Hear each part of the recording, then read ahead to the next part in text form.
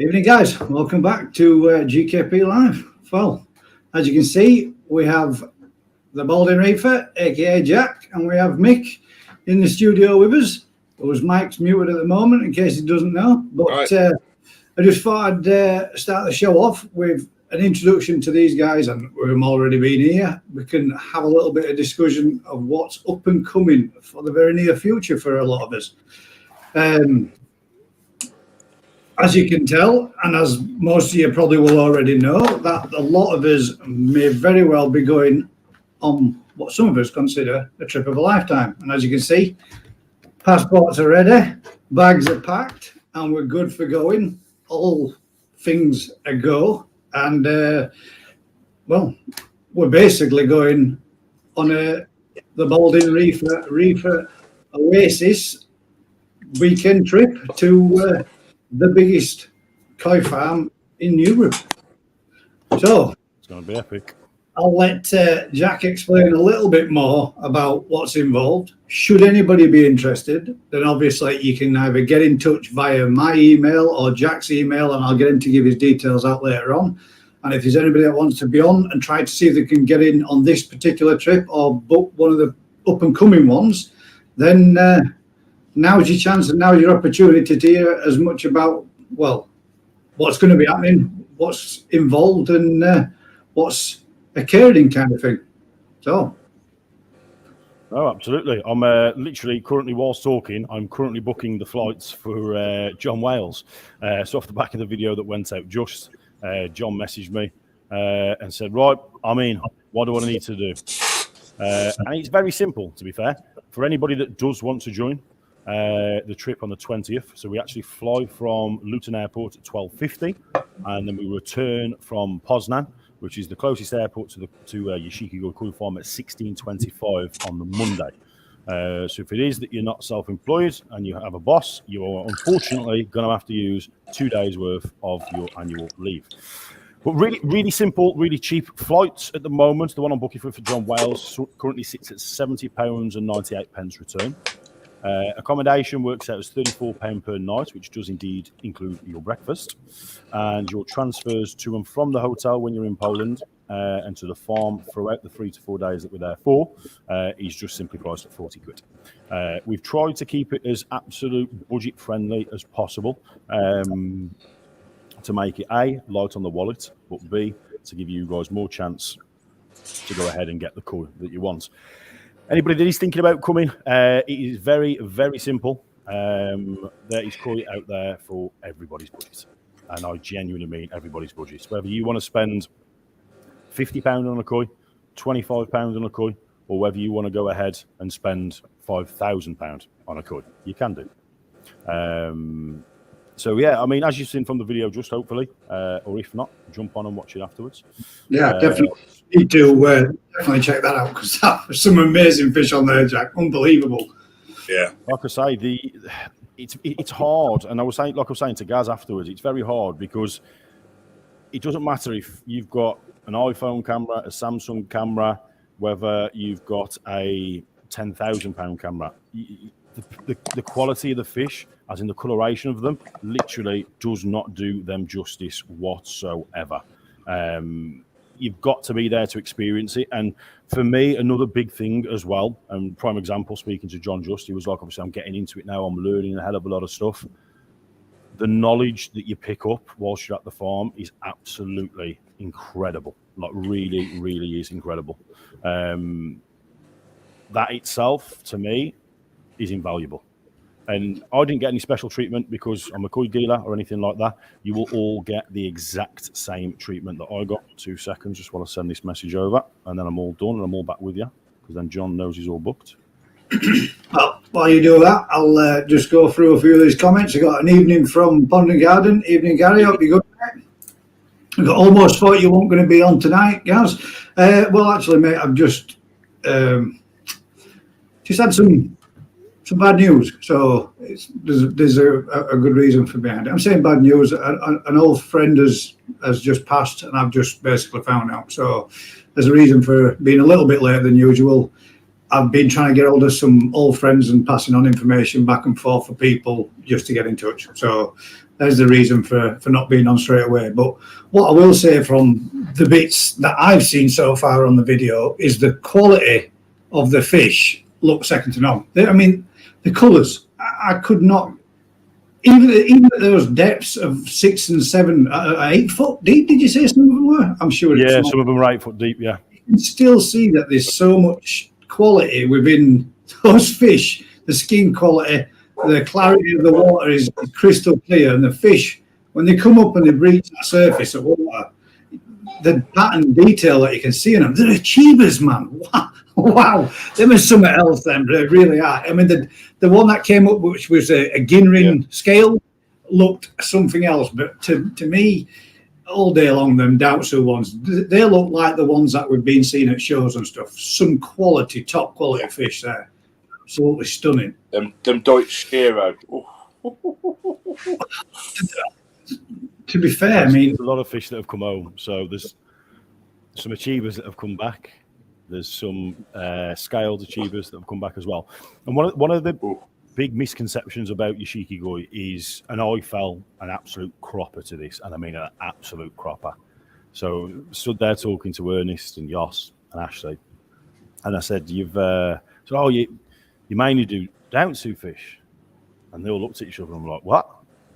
And I was like, yeah, the Green Aqua video, you do Dautsu fish. And he was like, no, we do.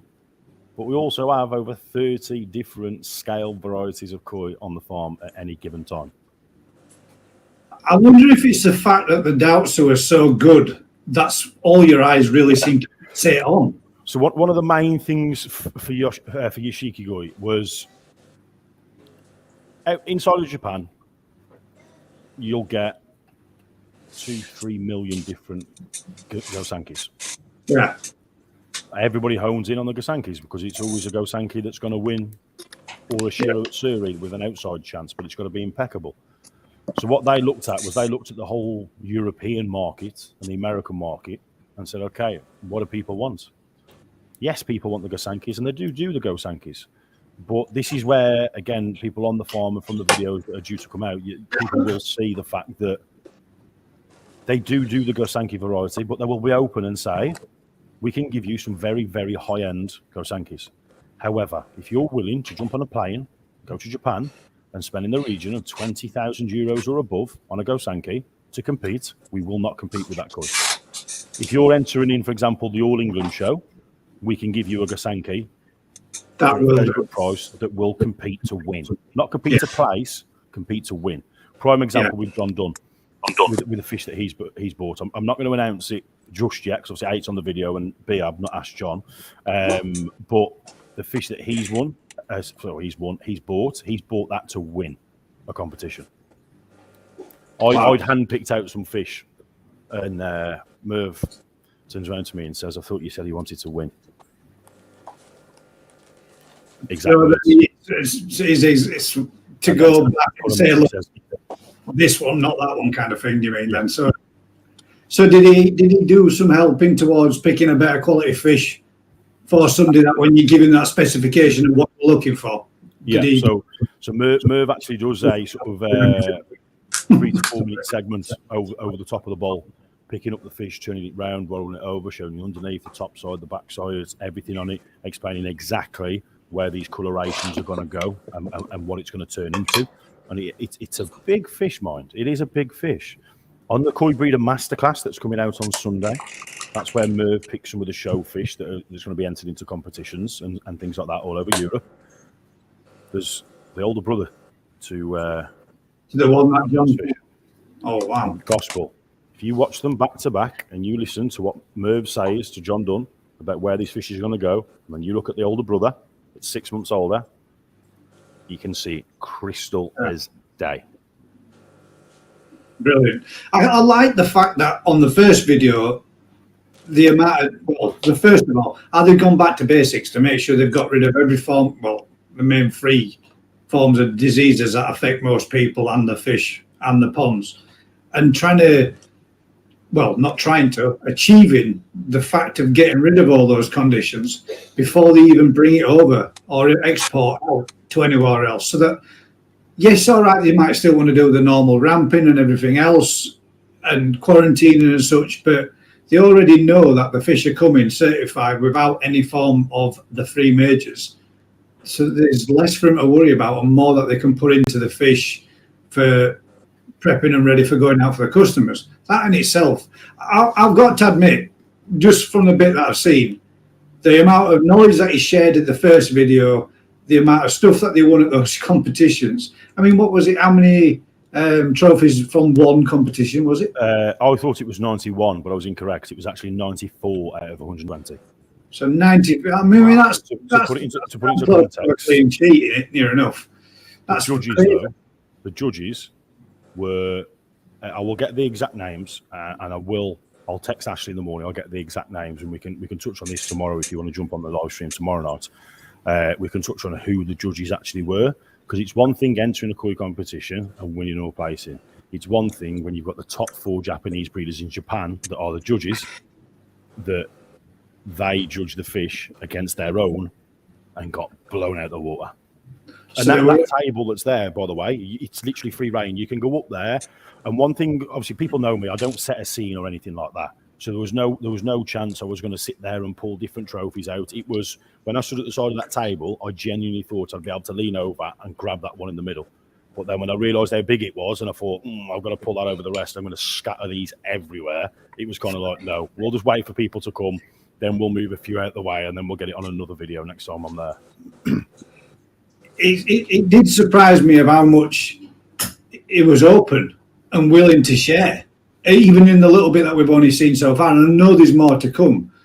The fact that he is willing to give that kind of advice. I mean, the first comments that I picked up on was when you're looking at a shower, how to look for the underlying colours. The blue. I mean, I personally, I didn't know that. And I've tried to find as much out of, videos that I've found online where you can see those get that kind of information. And I've never heard that mentioned before. The bluey, colouring coming through, the bluey black coming through is colour that's going to come up and progressing. That's going to come up to the surface and not fading away. I mean, that's just a snippet of what you've got and more to come. And obviously, I don't want to give anything away, guys, but obviously I don't know any more to give away. But I don't want you to give it away either, Jack, because I want it as much as enjoyable for me as, so keep stum. Don't let no slip. But if there's more of that to come and more information to come, it's going to be an interesting series of videos to watch, apart from the last little bit where I was expecting the next stage to load in, and then I realised that it was. Then you pretty good. I did think that was funny. Did give me a giggle. So, what can an average person, when, if you can say this, without spoilers, going on a trip, expect to get from the trip? What can they be involved in? What do you know for definite that's out there offered to people going on these trips? So, free reign. Complete and utter free reign. I can guarantee you now, you will never ever be stopped by a member of staff that says, "What you doing there?" I was in their lab office where they've got microscopes that are like half a meter tall. Like these are like, oh my god, microscopes, like they're insane. You could probably see the moon from them. I was in their lab office, leaning over, looking at 2 of the fish, and one of the lads comes in and, "All right, how you go, mate?" "Yep." Carried on doing his thing. Everything up on the board about what's being treated for what, stuff like that. Nothing to them. And I was literally leaning over, looking at these saragos for about 10, 15 minutes. I mean, I can understand some place where we've been, and we've been around them, and they said, "Don't show this, don't show that, don't show the other." I mean, all right, each to their own, but I think it's brilliant when somebody or somewhere like that turns around and says, "There's no holding back, we're not hiding nothing. You're free reign to film, look, and go wherever you want." That's when you know you're good, because you've got nowhere to hide. Nobody's going to be able to go in there and find a problem. Nobody's going to be able to find an issue where they can say, "Oh, look at that." Well, they're obviously not bothered. If they were, then they'd have restricted areas, and if they haven't, then I can't wait. I can't wait. Literally, there's no restricted areas on site, like none. That's amazing. I was walking around, mate, with a tub of food, feeding mud ponds. And I just walked up to Merv and went, "Can I go feed some mud ponds?" He went, "Yeah, get that bucket." I said, "How much per each one?" He went, "Whatever you want." He says, "Mud ponds." He says, "There's about 1,000 fish on average in each one." He was like, they get more than that bucket a day. He was like, to fill your boots.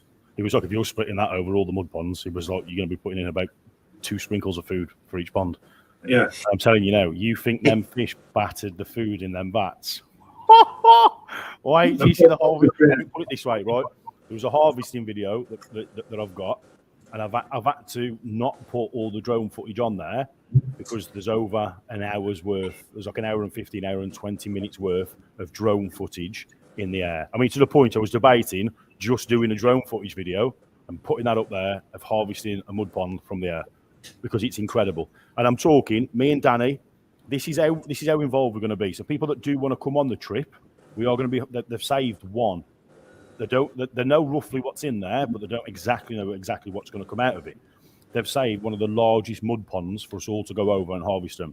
Me and Danny, it's on the drone. We're running up and down the banks with the sock nets, taking them down. The lads are all getting them in the net. They're wrapping it. We're bringing it up. We're taking it over. We're dropping it into the vat. Wow. Having a quick look at the fish, sprinting back down.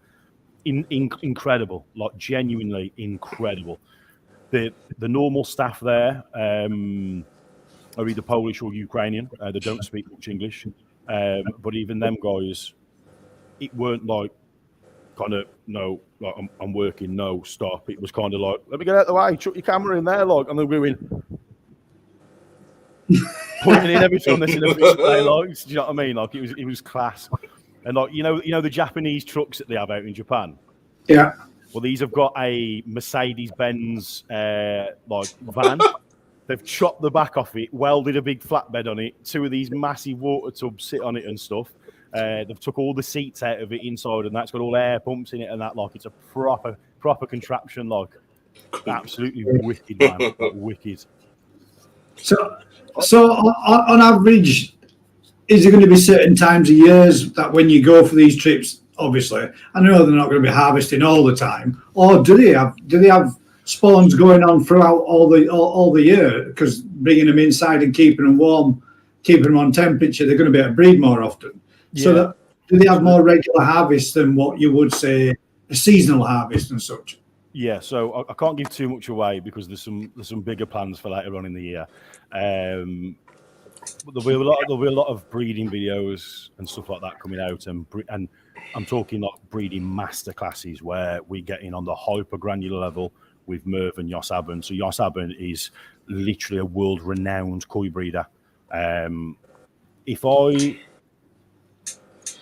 I had a percentage of his knowledge, I'd be set for life. Yeah, this guy forgets more on a daily basis than I could ever learn in a lifetime. So insane. What times? I mean, me when I'm doing or something like this will be one of those things where I go to bed on an evening, and I'll be itching for the morning to come around. I won't need to set an alarm. My body clock's going to kick in 5:30, 6 o'clock. I'm going to be awake. What time can I go out? What time can I get out there and start looking? Can you go when you want, or do you have to wait for a certain time, or can you just pretty much go where you want when you want? So the hotel to the farm is about 17 kilometers away, so it's about 12 miles. But if it was as the crow flies, it'd probably be about 6. It's because, as you've seen from the drone footage tonight, when the car goes down, it's go 2 miles into a field, 3 miles down a field, 2.5 miles back down a field, down a track, and then you're there. We can set our own times, so I'm pretty sure that everyone will be ridiculously excited. However, if somebody does have a skinful and stays in bed, they will stay in bed all day. And it will be bon voyage. So we will organise a time of an evening that we're going to be out. Obviously, we get there at about 3 o'clock. We will go straight to the farm from the airport, literally straight on in. From that point on, then you guys will get a feel of the land. What I'll do is anybody that is in the Poland buying group, I'll speak to everybody individually beforehand to get the list of fish that they're looking for, what kind of budgets they're looking to spend. I'll then spend some time with the master breeders saying, right, okay, I've got X amount of clients. This is what they're looking for. This is what they're looking to spend, including delivery and including the freight charges and the taxes and stuff like that. So at least then when the pictures do get put in the buying group, people know that if it's, I don't know, if it's £125, for example, they know that's £125 for the fish, the transport, the taxes, and quarantine back in the UK for 7 days. And then they can either hand deliver, or they can either hand pick up, or if they're local to the store, I can hand deliver. or I can post out via courier. But again, if I'm posting out via courier, there'll be an additional £35 charge. But like I say, for people that are relatively local and that kind of stuff, it's not a problem. If you want to come down and pick the fish out and have a look at some of the other stuff that we brought back as well. For anybody that is buying on the trip, by the way, on the 20th through to 23rd, the fish will arrive back in the UK within 7 to 10 days. So there'll be a further 7-day quarantine period. So it'll be just before or just on the growing show when they will be ready. So if anybody is going to the growing show, I can actually take those fish down with me as well. Sweet. So that's worked out pretty well for anybody that might already be participating in that. They can have that fish brought there too, and then you can also pick up the growing show fish as well. Talking of which, growing show, but did they have any goshkis there? Did they? We actually have a really, really good conversation about this, and I might have to put it out as like a bit of a random video because the amount of time and effort it takes to get a goshiki is insane. Like genuinely is nuts. The amount of time and effort because of the such little spawns that you do actually get of them is nuts. So that's why goshikis or goshkis, as I should say, the goshkis are an expensive fish. And on the, I mean, there's none on the farm at the moment. So I asked the question. There isn't. I mean, there might have been one or two that are in breeder stock, but that's what I would say is their sort of play around kind of breeds. Let's just see what kind of line we can potentially unlock. So there are lesser spawn or a lesser type of fish out of a set spawn. Then they're not as common as your others. Yeah, prime example, the key matsuba. So there's 2 key matsubas that are in the polytunnels on the whole farm. There's some more that are going to be coming out of the mud pond that we're harvesting. I already have first refusal on the key matsubas for anybody listening. I've got to admit that caught my. That's why I said as soon as I seen that, I went, "Oh, I've seen my fish one." But again, super rare. So for you to breed a line of key matsubas, you've got to have 4 or 5 different spawns going on that could potentially produce that bloodline, and then you've got to interlock that bloodline to be able to produce it down. That's why the Japanese farms, they can produce goshkis like that around the clock because they've got that bloodline unlocked. Because of the difficulty to actually unlock it, in the early days of the farm, it was just one of the varieties that they chose. If we get a few, we'll grow them on, and hopefully they turn into something nice. If not, they will go out as consortium level fish. Great. Now, there are quite a few number of us already booked on. Would you like to say how many people you've already got booked? Is there a limit to how many people you can take? Excuse me.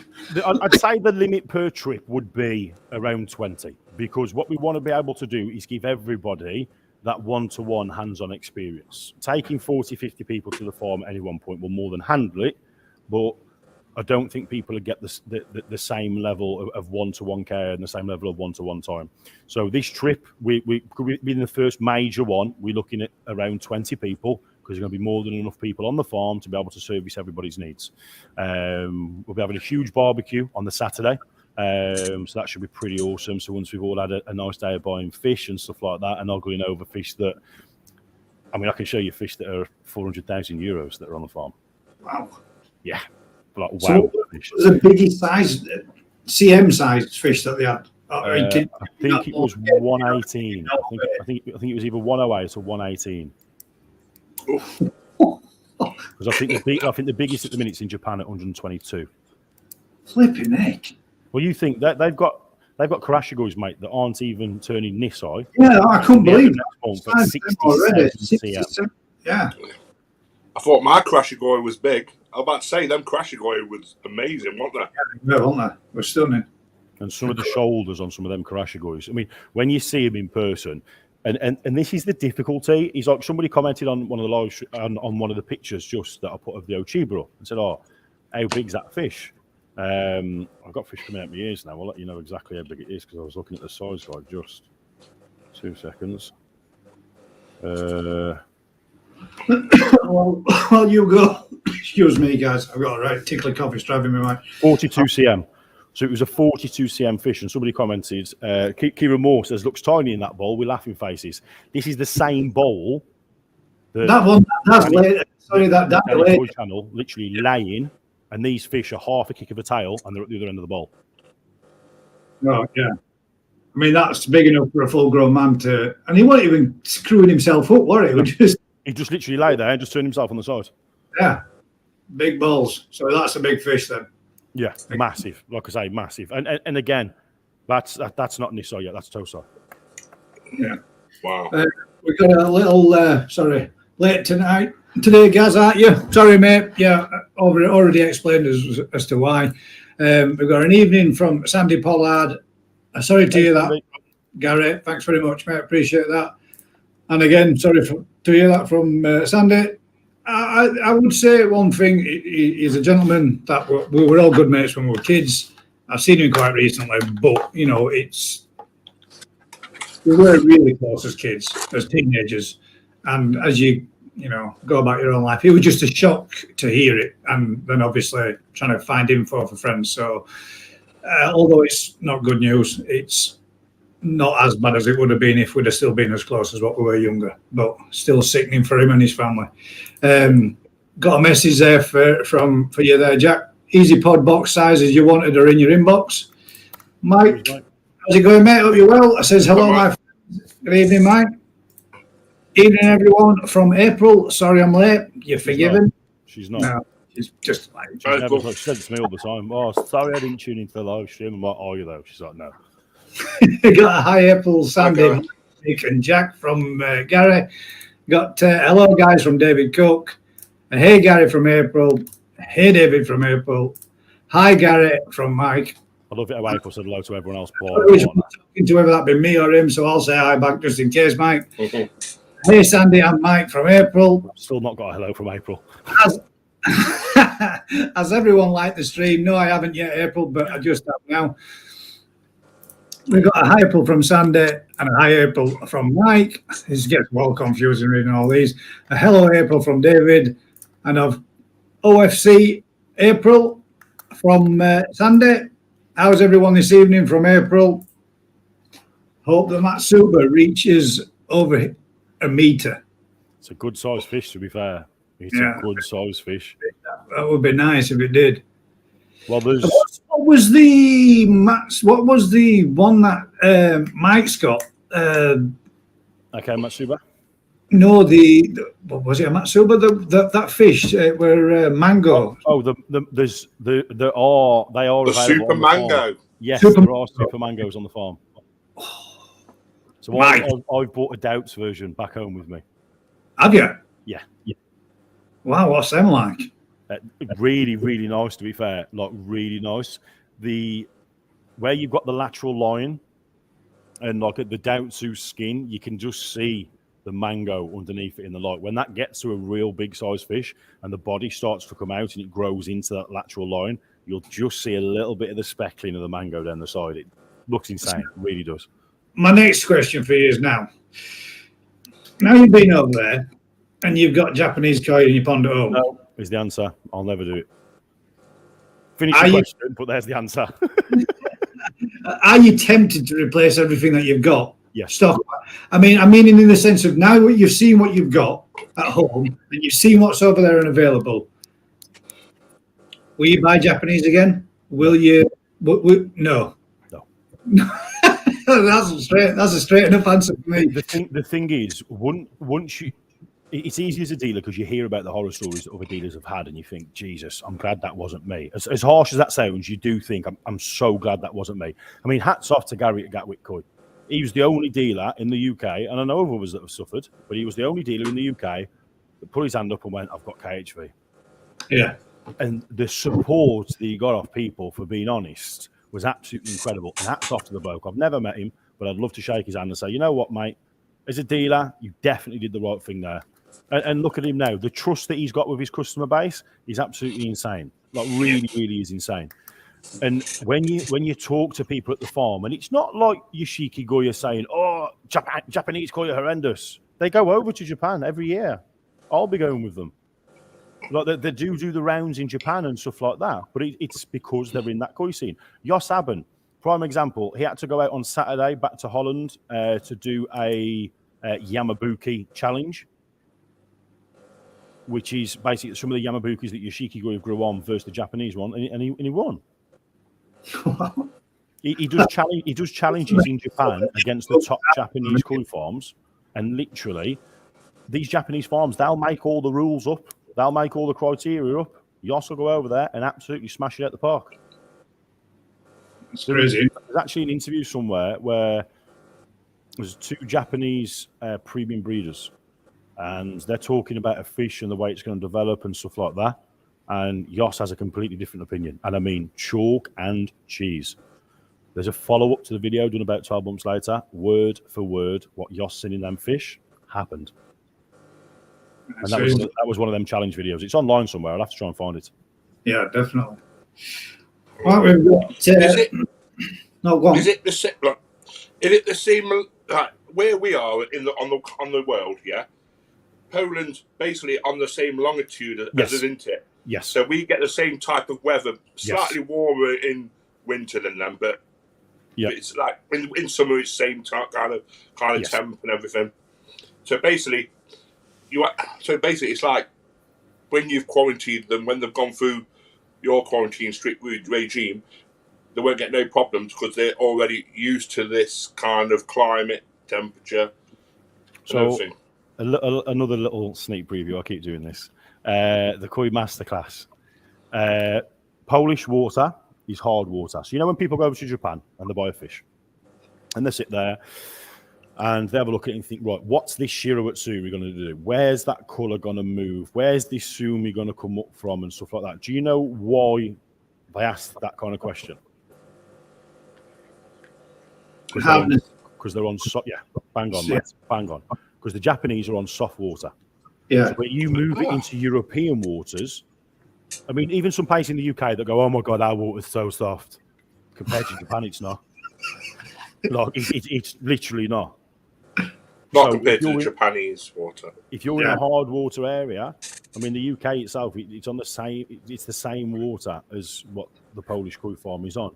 So what the fish are doing at Yoshiki Goi in Poland, your fish are going to do in the UK. John Dunn's fish is a prime example. I know I keep touching on it, but on tomorrow's video, you'll see exactly what I mean, how in-depth Merv goes. And this, by the way, is their new line. They have the new line of Benigoi. There's 3 different strains. There's the old strain and there's 2 new strains. Yeah. John Dunn will be one of the first people in the UK to have the new strain of Yoshigoi Koi, if not the first. Wow. At show quality. And in show quality now. They also did the old strain from the first video, the old strain of the Showa and the new versions as well, didn't they? So they still keep traditional and they're still keeping up with new types or new pattern types that they're bringing out in different fish, and they're also doing exactly the same on their farm as well. Well, it would appear so from the Showa side of things, anyway. Yeah. It's insane, and this is what they're trying to do different. Is they aren't trying to say we are Japanese koi. What they are trying to say is we are a very high-end but very reasonably priced alternative to Japanese koi. And I firmly believe that if we, I mean, to be fair, we'll probably do it at the Coventry show. We'll have 2 fish at the Coventry show. We'll have 1 fish in a vat that's from Japan. We'll have 1 fish in a vat that's from Yoshiki Goi. And we'll have a live vote off. The winner, the winning people that put the name on a ticket and it'll go into a box, they'll win 15% off Reef for Aquatics. And it'll just be a bit of fun and a bit of a game to see how many people actually get it wrong. Yeah, sweet. There you go. You heard that first. Well, maybe not. I think you might have already said that on yours, but no. Genuinely, that's just an idea I've just come up with on the whim there. There we go. Sweet. You all heard that live right now. We got him. I'll just go through a few more of these comments. Like and share on Facebook group as always. Thank you very much. Just seeing your description, Gaz. I'm free if you want another guest. Thank you very much, Gary. Apart from 2 of my koi.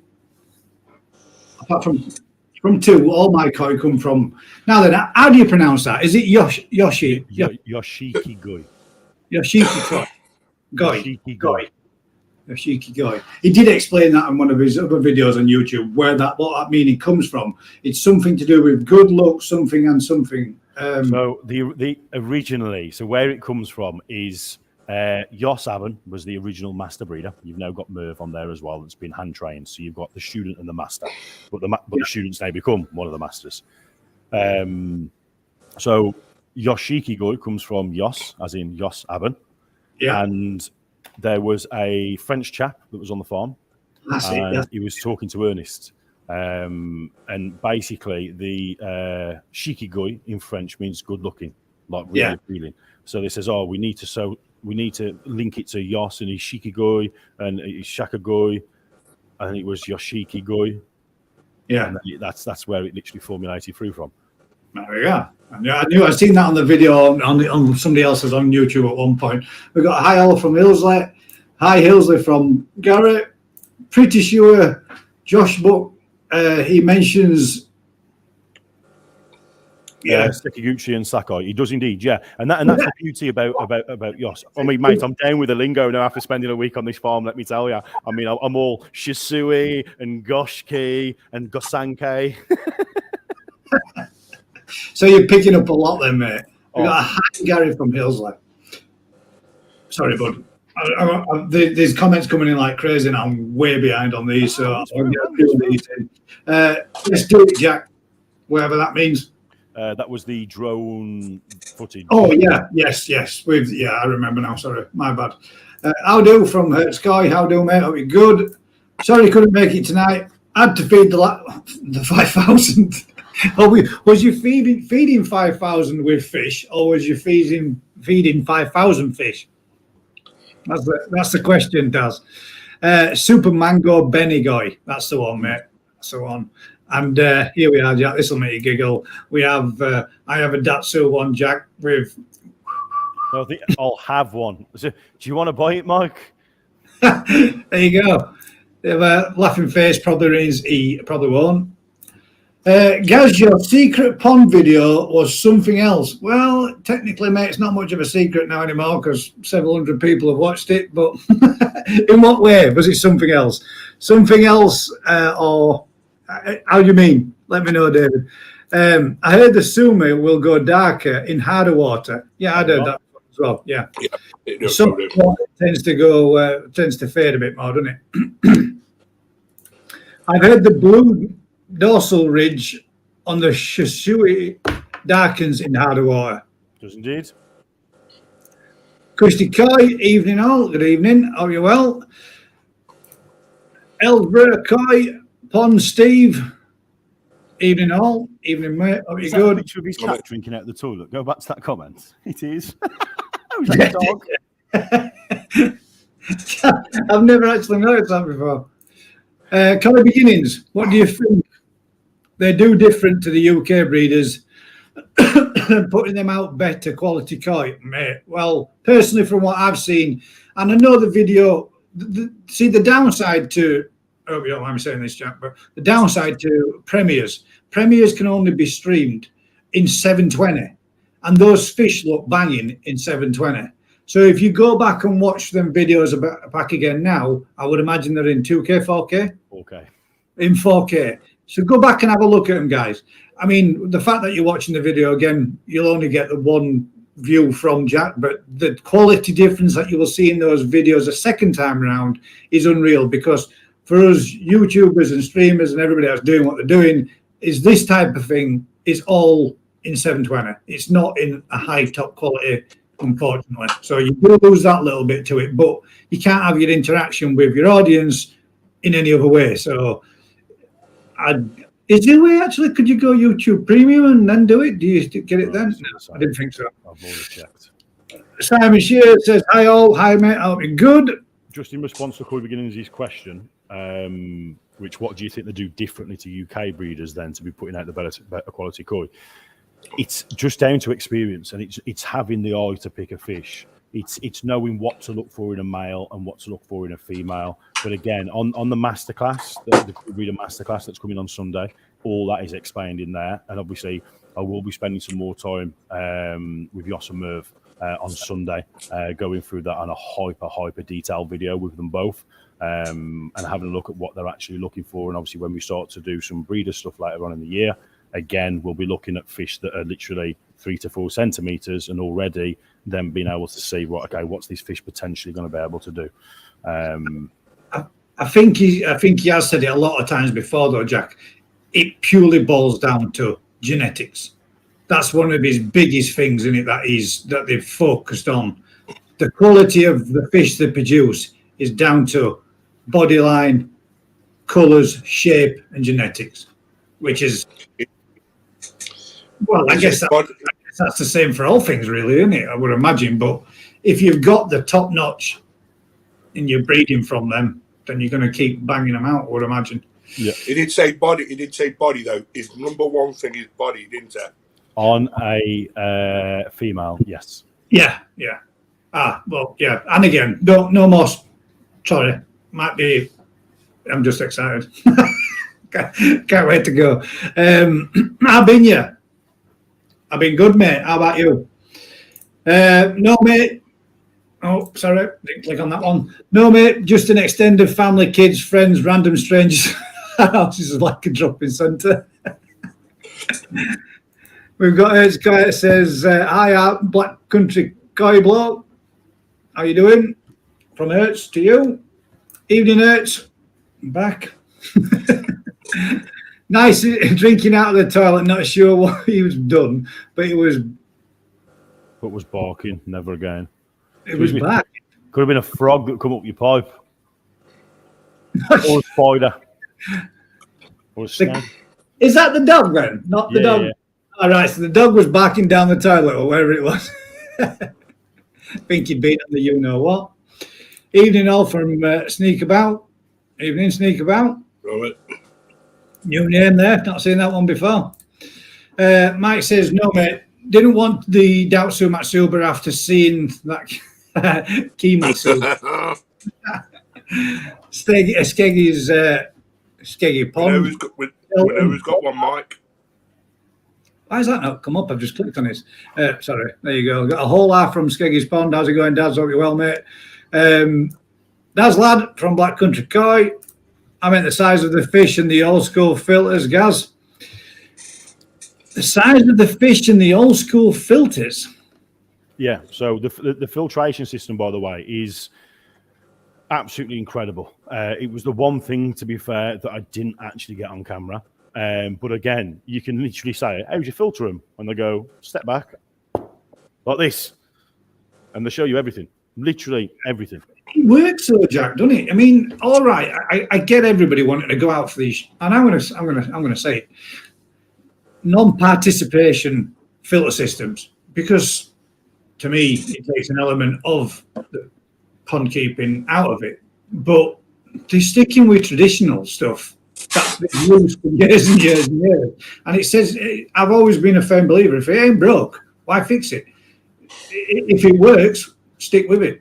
I mean, they could have, but imagine how much it would cost to have them blasting. I mean, they got, like you said, the amount of water that they use per day. Imagine if they had drum systems running on them that were going every 30 minutes blasting them out. They'd be tripling or quadrupling the amount of water that they use every day, wouldn't they? It'd be nuts. Well, to be fair, a drum wouldn't be able to change as much water as they do. But drums are more there to take the fines out of the water. But Jack Mattin will do exactly the same. Prime example, when I did the UK pond tour of Jason Brooks, he's literally got that filter system that they run in a plastic box. When he says, "Why change it, mate?" He's like, "If it's good enough for Japan, it's good enough for everywhere else. Why ain't it good enough for me?" Yeah, that's it. I mean, again, like I say, if it ain't broke, why fix it? It's working. It's doing its job. That's one thing I've been considering, to put in one of my filter systems. And the filter system, as everybody has like to have the fair share of mentions about. But what I am thinking about doing is putting in and going in with one of those and having just a barrel doing what I see working and what I see everywhere working. Why not? I'll show you a system when we're over at Yoshigoi Koi about how to do your Jap matting in one of them barrels. Never been shown on YouTube before, so I won't say too much about it now because that'll be a damn good add-on to that filter. But I'll show you the best way to put them in and how to use them to get the maximum results out of that barrel. And it'll blow your mind how simple it is. And you would have been like, why the hell haven't I not thought about that before? And all it is is people like to overcomplicate things. It's just dead simple, dead easy, and it's just like, that'll do. Yeah, that's what I'm aiming for. We've got a thumbs up. Did I miss one there? Yes, I did. Sorry, I've been speaking to Josh personally, and I told him I would double Jack's price. There you go. He's already outbid you. Evening, David from Skegate. Double thumbs up from Skegate. Jack Martin is tried and tested and possibly the best. I've got to agree, mate. I mean, it does work, doesn't it? And it has done and always will do.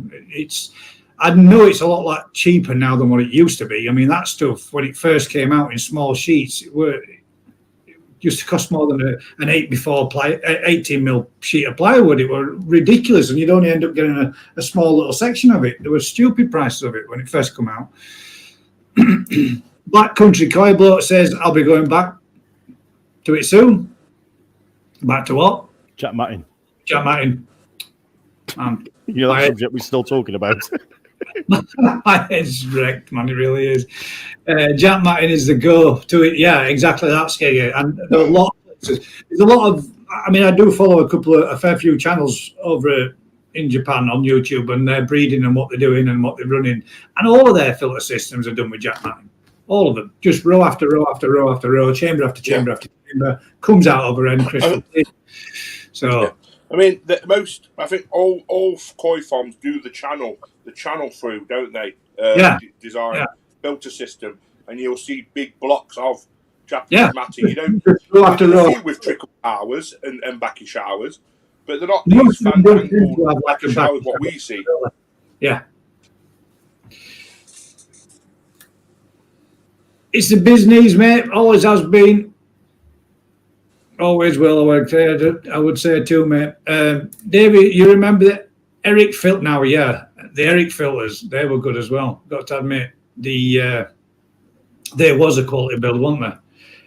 Zero Cool Scaffolding Net is a new Jack Mat. Not seen that one. I might have to have a look at that and give it a Google, see what it looks like. Black Country Coy Bloke says, exactly, mate. As long as you keep it aerated, it's the bee's knees. Phil from Telford Koi Pond. Good evening, folks. Just watched Jack's latest video. Oh, my God. Well, now, actually, there you go, Phil. Give us a comment down below, mate. Let us know. Stick it in there. I know you came in halfway through. Have you gone back and watched it? And if you have, what did the quality look like?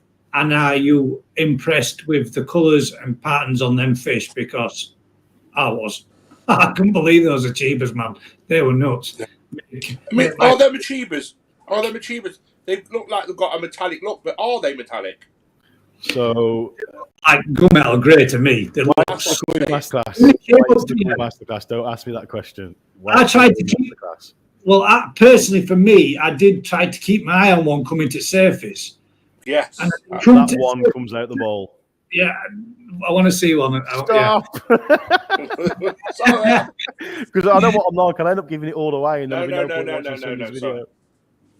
Just watched Jack's latest video. Oh my God, am I going? Are you going over there, Gaz? Yes, mate, I am. I have my passport, tickets, flights booked. Bags packed already. Packed it, booked it, and we're going. I won't say the last one, but yes, definitely, mate. Can't wait. Really excited. And it's going to be a little bit strange. Might sound a bit nesh, but it's the first time I've been away without my family. I've always been away with my family in the past. For me, it's going to be a bit of an experience. A couple of hours to come with as well. It's a lifetime for you, mate. That's what it's going to be. What's Polish for ibuprofen? I might need that one. You never know. Use scaff netting on trickle towers, and it worked well. Skeggy says, evening, Phil. Evening, and then again. Jack Martin, oyster shell, and backy showers. Yeah, a lot of them do, don't they? They seem to have. Were they running any backy showers? Did you see any backy showers running on them? Nope. Well, there you go.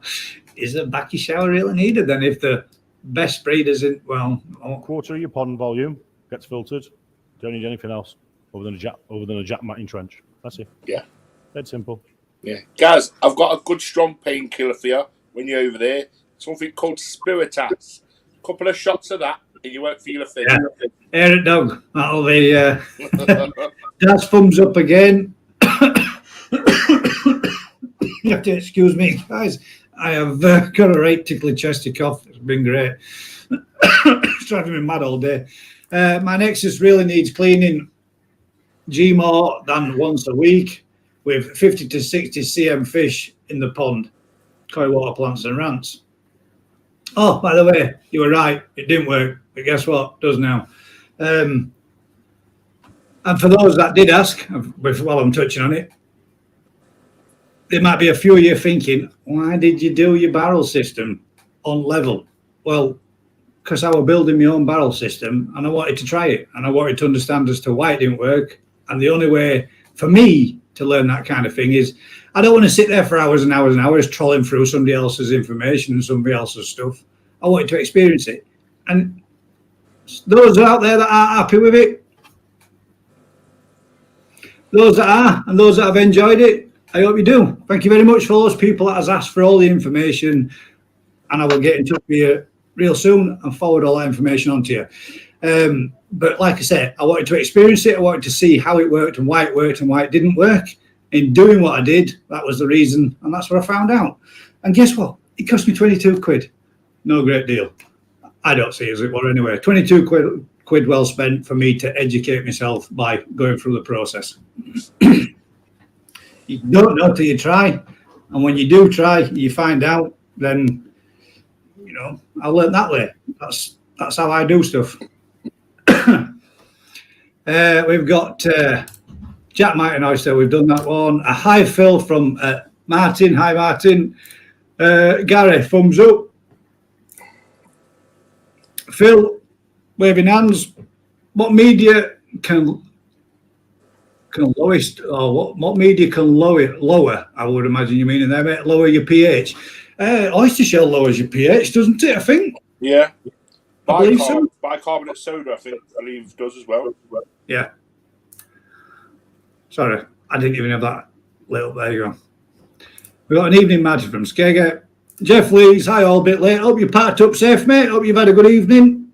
I'm guessing you'll be sat in a lay-by now or getting loaded or tipped somewhere on some yard somewhere. Just have muddy water before bed. Just have a muddy water before bed. That's a muddy water.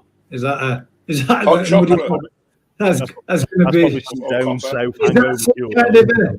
Some kind of a drink to make yourself feel a little bit better from the evening's drinking. Then I guess is it. Laugh my ass off. Can't be old school KK Manor Bays. More versatile. I've got 3 meter Manor Bay, 4 bays, and KK Vortex 500. But before the KK 5000, I had the Tempest in process of making the BS that returns the last Manor Bay. Back shower. Old school, mate. Works, does job. I'm guessing. Basically, what these Japanese farms do is it's one huge Manor Bay filter, is what they are. So the big cotton cool ones that you see that are like really 8 foot in length. Yeah, yeah. So I must have bet he's got there. So those would be like that. Those ones that are in that filter graveyard that everybody keeps showing, because some of those are like that massive, great big, huge things. Yep. Massive, great big. That guy's got loads of them stashed about in that place as well, hasn't he? Yeah. David Cook, it's been so okay. Not heard from him in a few weeks. Now I hope so. Well, actually, mate, I spoke with him today briefly. He commented on one of my videos and I asked if you were all right. And he said he's getting there. So that's all I know, mate. Other than that, couldn't really tell you, bud. It's been a while and I haven't seen anything other than shorts out on his video. I don't know. He's posted one this evening. Oh, there you go. Well, he's stuck a video out this evening, mate. So I'm guessing he's. Oh, I don't. Only a 7-minute one, but he's talking, and he's coming to come back strong and fighting. Yeah, there you go, mate. Hope that helps, Dave. I don't know for definite, mate, but the little bit that I did speak with him today on my video when he commented, that's the only thing I do know.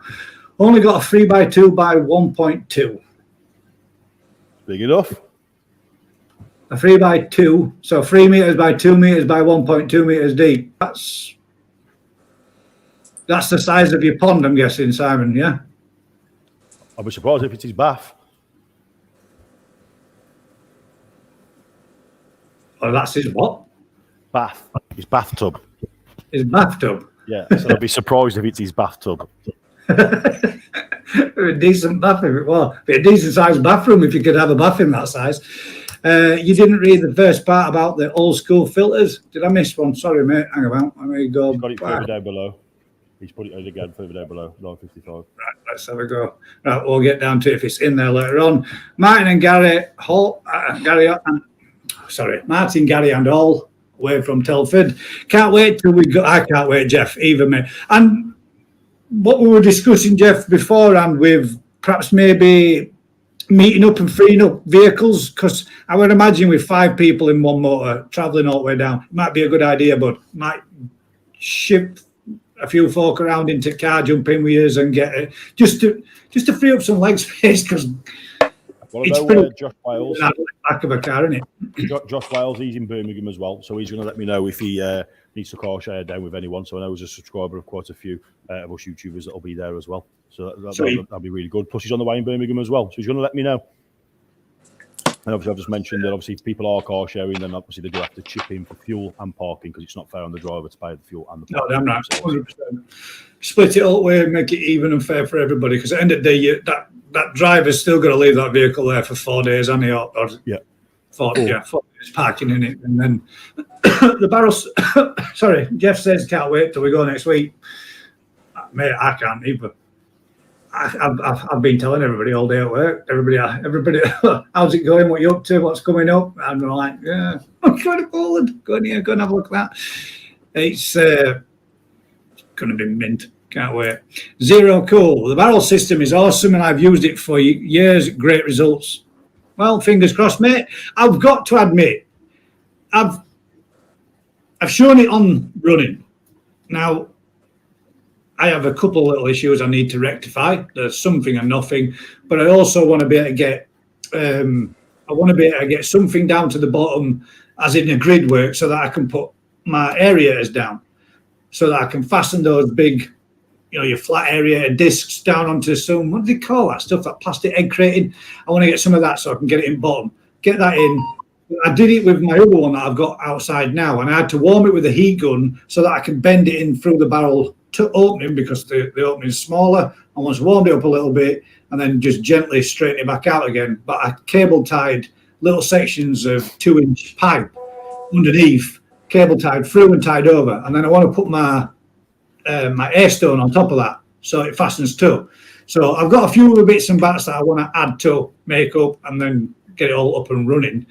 But I know with what I've got at present, I can give that a clean prior to me going to Poland, and then know that it's good for 5-6 days straight without doing anything to it. I've got the auto cut off attached to that system.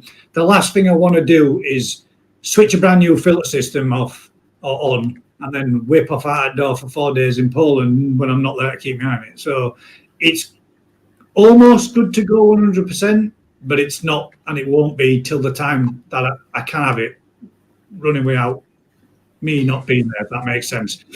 I think it's a stupid thing to do. If I go away and our lass is ringing me saying pond's pumping itself dry everywhere, there's water all over the place and that kind of thing, I just don't want no going wrong while I'm not there. Somebody did come up with a good suggestion to put in a built-in overflow system that returns either to my return pipe to the pond or straight to the pond, which I thought were a good idea, and I'm going to look into sorting that out.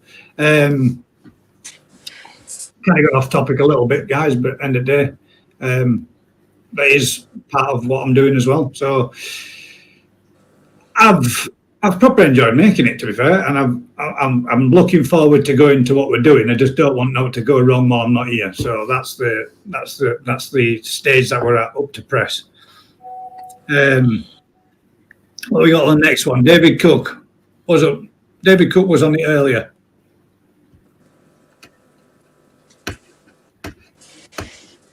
David Cook was on what earlier? You lost me, mate. Maybe he was on the chat earlier on. Yeah, David Cook still is. Is Vince okay? Oh, David. All right. Vince was on the chat earlier. I'm guessing you must mean then. No, don't know. There we go. £22 was a whole lot of first-hand experience learning. I wasn't sure what she meant about this with £22. I read that comment just, and I was kind of curious.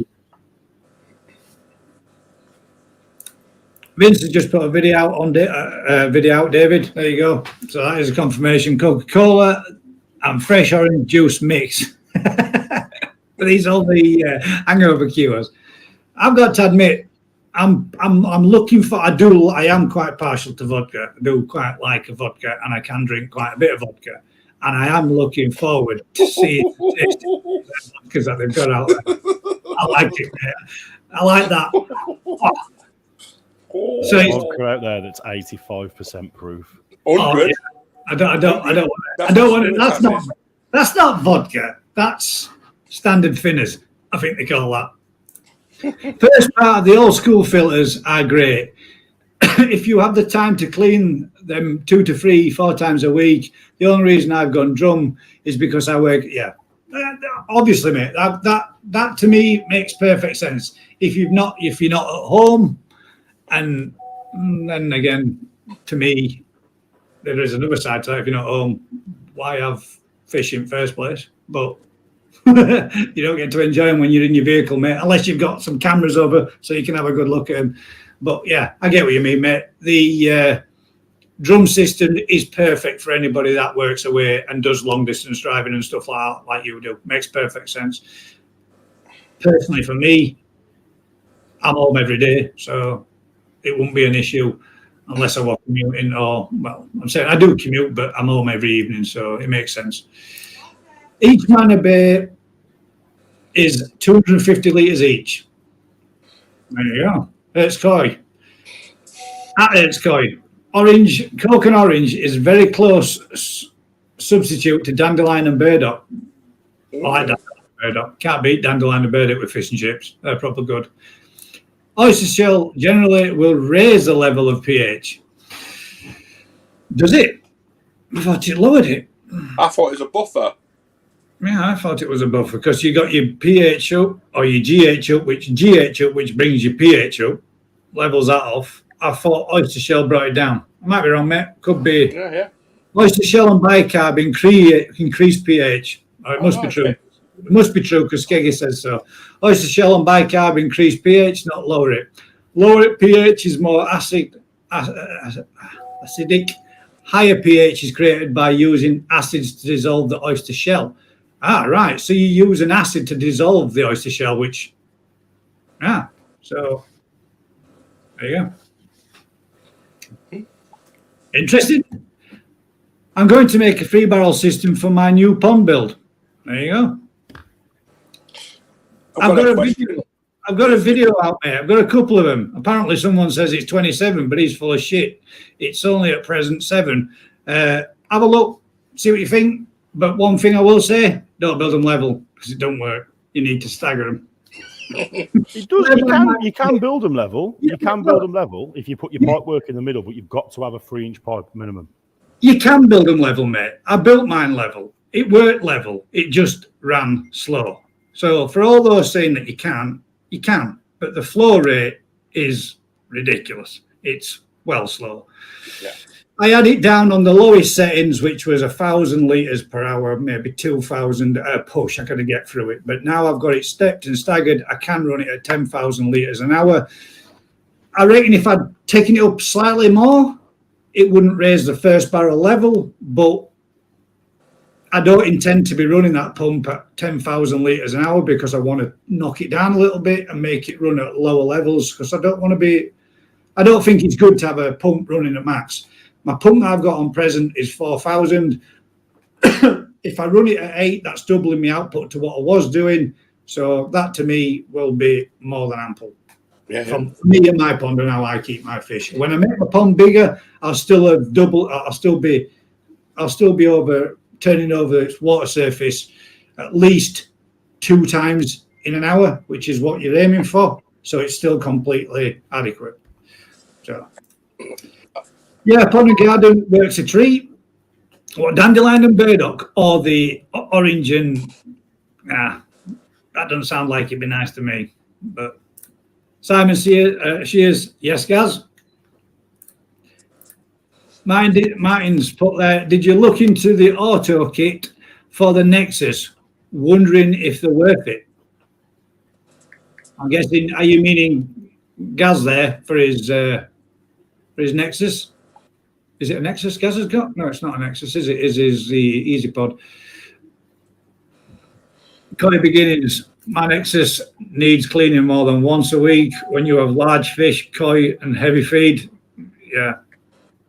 Same as oatmeal, though, isn't it? The bigger they get, the more they produce. The more you bang in them, the more they produce, the bigger they get. So the vicious circle continues.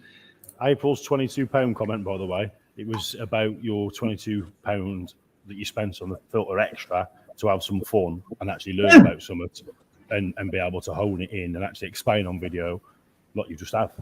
Yeah, so, and at the end of the day, with 22 quid, I mean, that's less than a few beers. And I don't go out drinking, so... Not in Poland, it's not. It'll get you 22 beers. It's a bag in them. We're going to have to be careful, mate.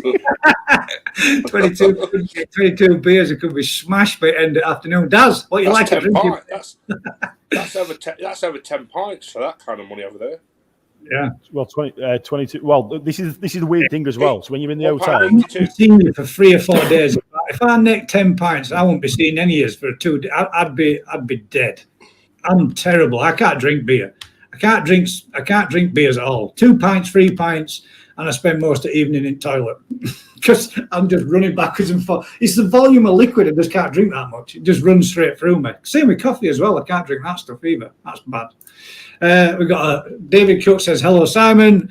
Daz says, dandelion and burdock is the best. He loves that stuff. Now, what about, if we're going to go all drinks, then dandelion and burdock, and then you've got American cream soda. Yes. When I was a kid, that was lovely. My uncle used to do something with American cream soda. He used to give you a tall glass of American cream soda, and he put 2 scoops of ice cream in it. Called it ice cream float. Lovely. It was the best drink I've ever had. You can actually do it with Coca-Cola as well. And if you do it with Coca-Cola, that's really, really, really good, that is. But the only thing you have to be careful of is when it's in your glass, the fizz, but also the coolness. You need to use a thick pint glass because the Coke going from air temperature, it just goes everywhere. Mustard glass, yeah. I agree with Darren Whitehead. Yep, I've got to admit, so do I. Got a spa for a bath, jets and all. Very nice. Got to be the only thing with a spa for a bath with jets and all. You just got to be careful where you sit. Or nowhere to sit. Nowhere to sit. Yeah. It's the taste of the taste of the 80s. It is, mate. I mean, that takes me back to me childhood when my granddad used to say, "Oh, we pop shop, get a Ben Shaw's bottle of pop." And he'd give you 2 bottles of pop to take up there. You take your 2 bottles of pop back, you get 40 pence worth of money back for them. Pick up my granddad's new bottle of pop, and I'd be able to spend those 40 pence on sweets, which would get you somewhere in the regions, depending on what you got, get you like a good 120 sweets, depending on you pick a mix like you picked yourself. Just come home with a massive bag and a bottle under your arm. Good old days. Can't do that now, though, can you? What virus? Cameras now. Oh, God, what's this one then, Simon? What virus? Virus? We got a virus. Just about your cough, mate. No, I've actually tested. I've been testing all week. Yeah, went to a family funeral. My wife's father was buried last week. The reason why there was no live show. So far from that family funeral, 15 people have come down with COVID. So I've been testing. Everybody's testing. My wife isn't. She's got it. She has actually tested positive.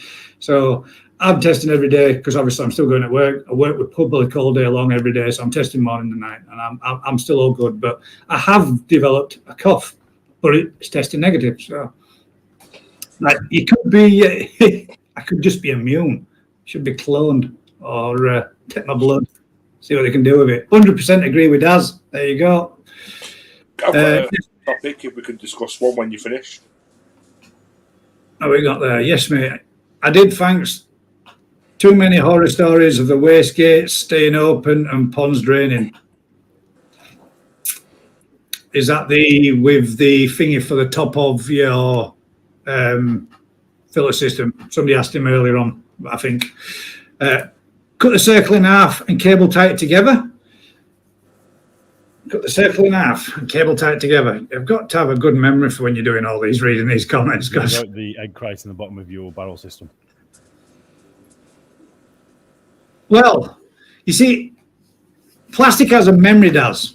And when you do what I do for a living, you get to learn what plastics can do when you raise and cool the temperatures of it.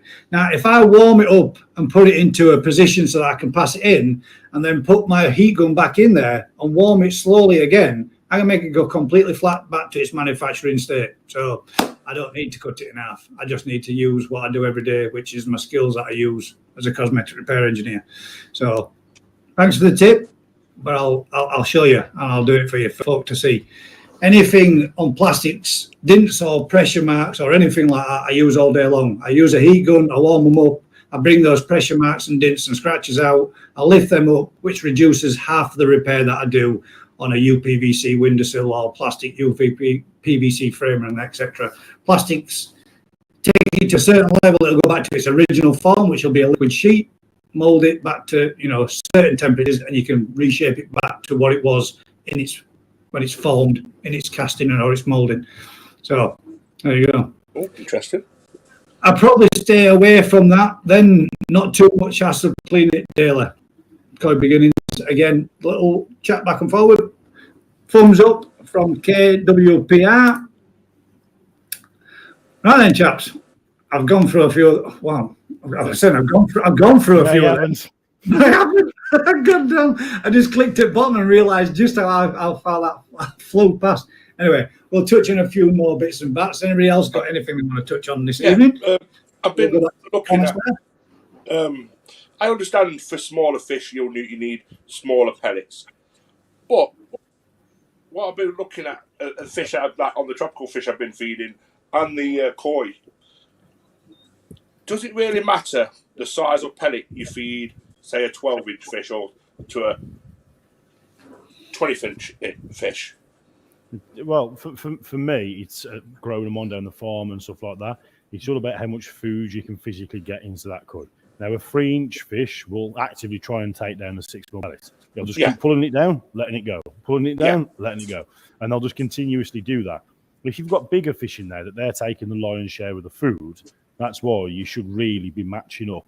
And Coppens are a fantastic guide of, depending on the size of your fish, depends on what size pellet you should actually be feeding that to get the optimum levels of nutrition inside of that fish.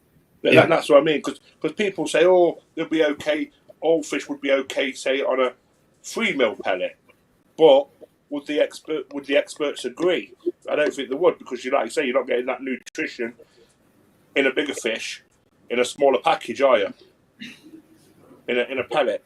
So no, you are. It's still the same. It's still the same levels of protein that's in there. Consume twice as much. Yeah, that's what I mean. A longer period, which would exert more energy doing so, I would imagine. Yeah. So what they're doing when they're manufacturing in Coppens, from watching videos and speaking to the Coppens rep, is they actually make what's called a cake. So they make a cake of the mixture, and then they will break that down. So if they're doing a 3mm pellet, it will be the same protein levels as a 6mm pellet. It's just the cake for a 6mm pellet will be double the size of the cake of a 3mm pellet. So you're still getting the same levels of protein inside the fish. It's just the cake quantity to make it. Hence, when you're looking at a 6mm pellet, your price will increase compared to what you pay for a 3mm pellet. Oh, so they're not getting any more benefit from eating a 3mm pellet to a 6mm pellet. No. Another reason why you should scale up your food sizes is simply due to the fact of feeding ferocity. Like the video that was out tonight, when I feed them fish, the Nisais up in the far right-hand corner, and they absolutely come up and pound the water. That's a 3mm pellet that went in there. The ferocity of the feeding, because they know I've got to get there first. If not, I've got to wait another 3 hours before I get to have another go. Yeah. And that's a 3mm pellet you was feeding? Yeah. Wow, amazing. So I'm guessing they're on 3mm pellets when they're out there at lakes as well. Depends on what size fish they are and stuff like that. Yeah, but inside them vats, it's always good to show a customer chucking the 3 mil pellets in. You see them actually all come up because you see all the colours.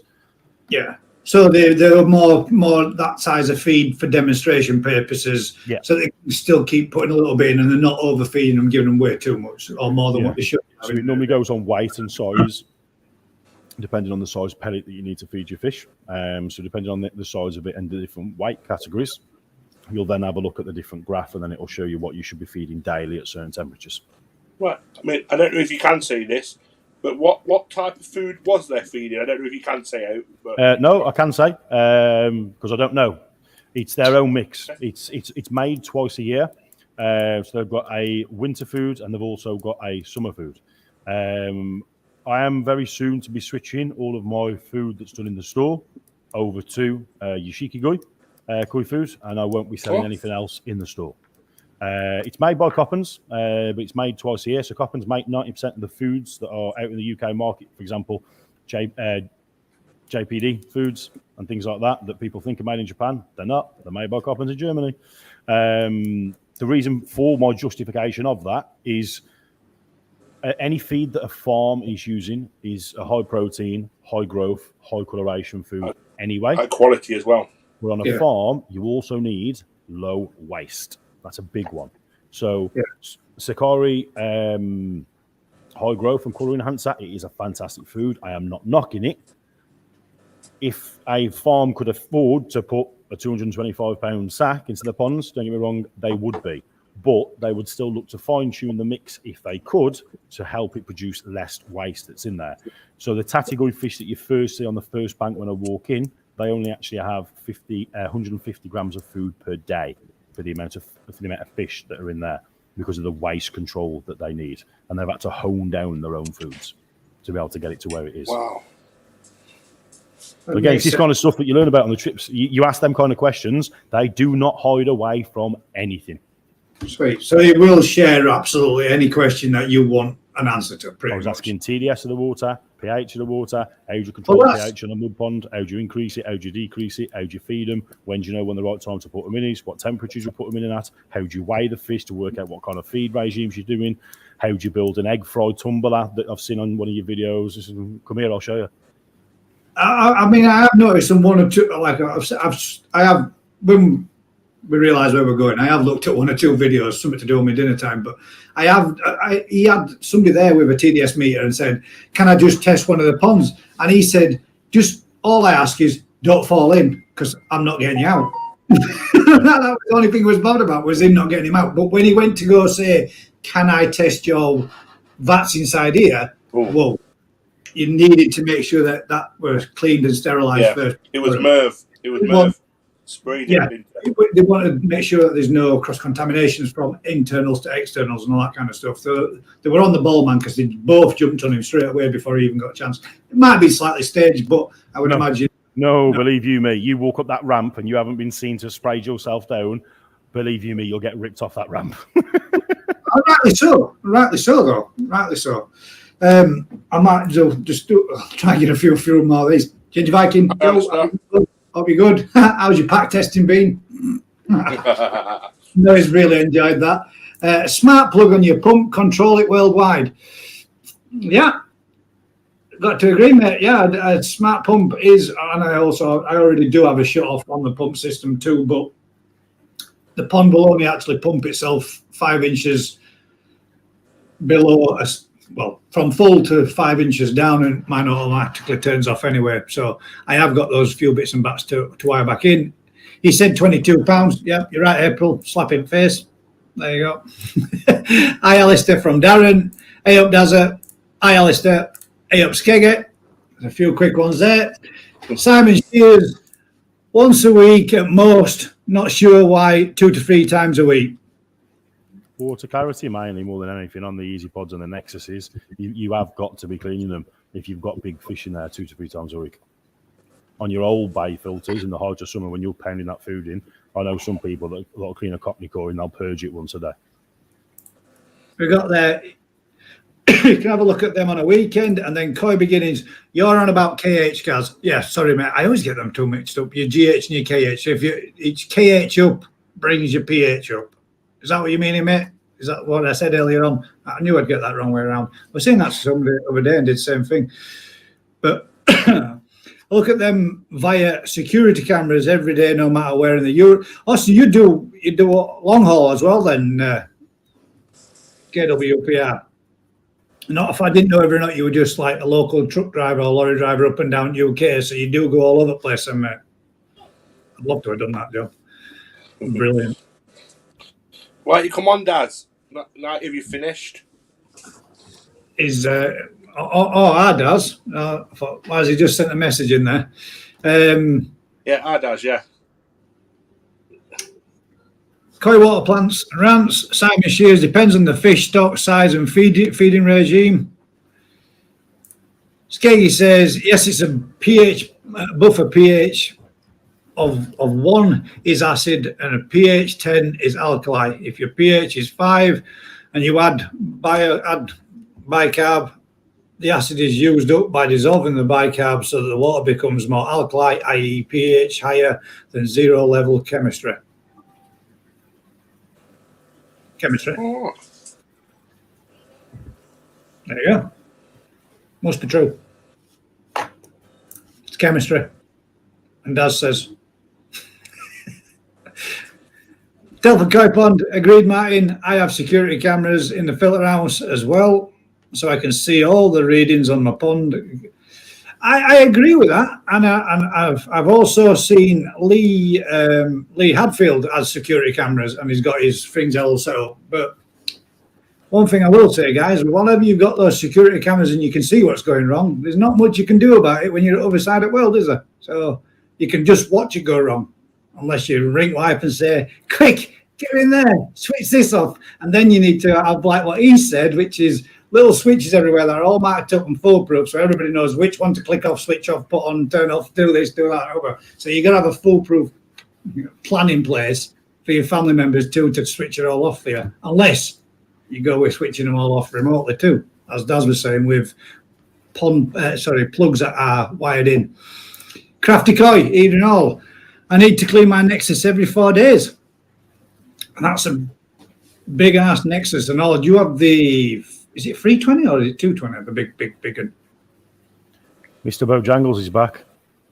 Mr. Bojangles, can you see him? Yeah. Mr. Bojangles. If anybody's wondering who Mr. Bojangles is, it's a little field mouse that's found his way into his shop, and he's back. He's dead I've tiny, seen him man. when I was sitting on the sofa. He was dancing, tap dancing like. Ah! He's been on the back of the 4-foot reef tank. Then I just seen him down the side. As soon as his head looks at me, and just runs straight back down the side. I was going to use 3-inch straight pipework for flow. There you go. Evening, Anthony, from Phil. Babe, I've got my eyes on you lot. Poland and those cheap pints. You've been necking him with us. She won't. She'll be smashing in the gin, mate. Then it's fair game. She will be the first one to nick a pedalo. I can absolutely assure you. By the way, we are vlogging the pedalo race as well.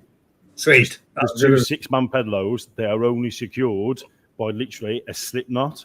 So me and Danny, we walked down there and we were like, shall we, shan't we? I was like, I don't know if I've spent enough on Koi, mate. I was like, they might just turf me off the farm straight away. Anyway, next night comes round, speaking to Ernest and that, and obviously he's very, very, very well known in the local area, even by the authorities, because they met like charity work he does and stuff like that. And Danny made a joke, and Ashley turned around and went, "Oh, these pair on about nicking the pedlos." He says, it is okay. He says, just say you know, Ernest. They'll be fine. And I was like, can we seriously nick the pedlos? He was like, I was like, can we seriously nick the pedlos? He was like, yes. Tell them Ernest said it is fine. I was like, okay, not a problem, buddy. So you can have some fun as well then. Gee. Oh, God, yeah.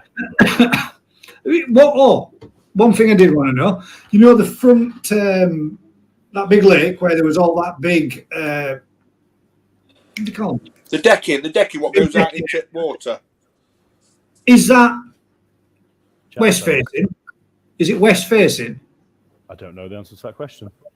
I was wondering, did you notice where the sunset?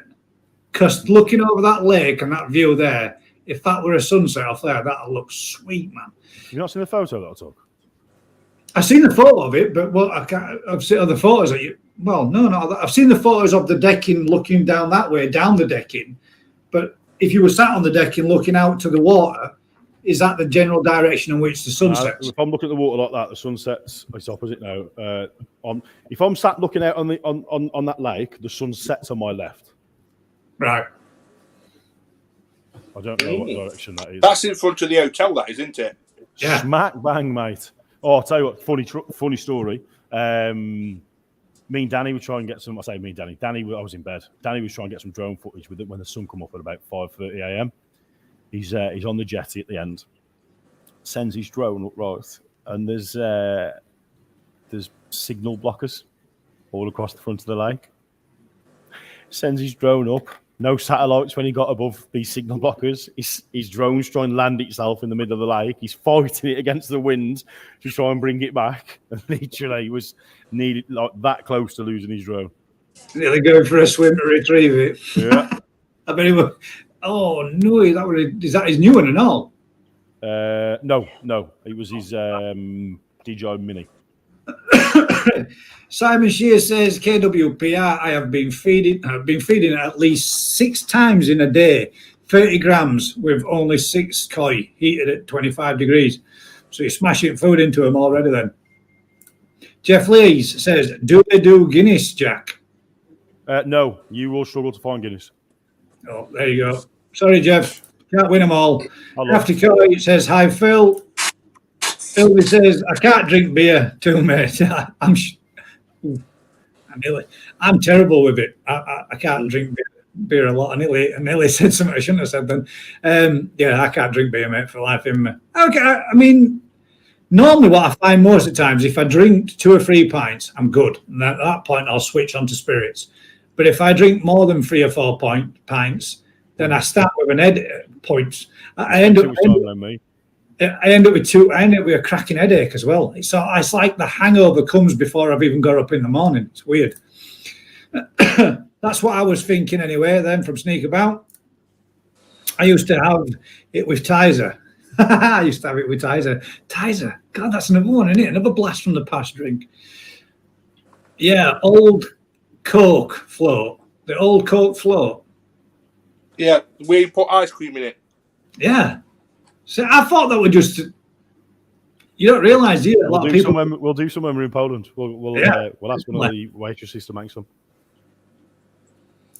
It's but no, guys. That's the best bit. But the missus always sits there. Gosh, kind of like these messages go on forever. I could buy Tizer float and individual cigarettes from the corner shop opposite my school. Our local shopkeeper used to sell them when we were on our way to school. COVID, 2019 certificate of vaccination. My dad died. Oh, shit. My dad died once. He took the jab, his jib jab, and the only heart attack he ever had, but each their own. Oh. Sorry to hear that, mate. Sorry to hear that, mate. Yes, agreed. However, if you hinge it with the cable ties, you can remove it again. Well, as I said, I always have an heat gun because it's what I use every day a week. If I need to remove it again, I can just warm it with the heat gun and get it back out again. It's plastic has a memory and it goes back right to where it was formed. We just discussed that one, Daz. Thanks for the plastic lesson and the ideas to work with below moulders. I ran a UPVC window factory, so I'm good with that. I always knew you were absolute star at everything, Skeggy. It wasn't a lesson there. It was just what I do. But, there are other people out there that know stuff too. Simon Shears, I watched your YouTube, Julian. Something which has changed to smaller pellets and gave a reason. But off top of my head, can't remember why, but he's Adam Julian. Adam Julian, yeah. Yep. He's got a good channel, man. He has. Yeah, really good. Cracking. His pond in his big main pond actually looks like the size of a swimming pool. It's massive. I think that used to be, or is it a conservatory? That's a pool. No, he built. Used to be his living room or an extension he built just for it. Yeah, he purposely built like a man man room with a pond, or the pond in the man room. There you go. But when the big fish opens its mouth, it sucks in the multiple pots with no extra energy. Yeah, again, true, very true. You should feed the size of pellets that the smallest fish can consume. So you need to adjust the weight of the food. So the smaller fish. See, I've got fish that are small in my pond, and I think it's a. I don't know. I'm not so sure of the size. I think it's a 5 mil pellet. I think, but all my fish can swallow them, and they're only. I mean, my bonsai one's only 5 or 6 cm, and he can eat them. He can eat. I'm sure they're a 4 or 5 mil pellet, but he can eat them kind of size. So you've got to be small fish if you're going down to less than 3 mil. Oh, add to the stream. Here he is. There you go. He's probably not even going to know he's here until he realizes Daz is in. There you go. Here he is. But yeah, there you go. You should always feed the size of the pellet the smallest fish can consume. Well, there won't be much good feeding they couldn't consume them, would it? Because they won't be able to eat them. Yeah, Daz will be able to give us a bit more information on that, won't it?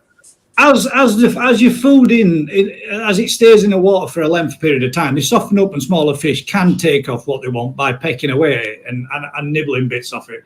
But again, I don't really think they should be doing that. They should be able to come up, get the food, go down and do what they need to do rather than having to work and do all that kind of stuff to do it. Yeah. But, here it is. Totally agree, Crafty. Yeah. It's Daz will be able to tell us a bit more information on that thing. Anyway, if it's Daz, do you know you're in? You're still muted, mate. Unmute his mic. I can't unmute it. Your mic's muted. He's gone. He'll be back in a minute. We got an exactly Crafty there. In the lakes, I stick 20 mil boilies, size 4 hook. Yeah, and most carp of a decent size can smash a 20 mil boiler with no worries at all. 15 pounder and knock a 20 mil boiler down its neck without even thinking about it. I found the bigger fish actually consume more food on the medium pellets than they do on the large pellets, so I go with medium pellets straight through. Yeah. Okay. Kushti Koi, I use wheat germ and garlic all year, but I mix it with the summer foods and I only had flukes once. There we go. Again, people have mentioned it before about garlic-based products and foods being something that can prevent parasites. Daz is back again. Having Wi-Fi problems tonight. Right, we've just been talking. People in your house, mate, stealing it. That's causing that.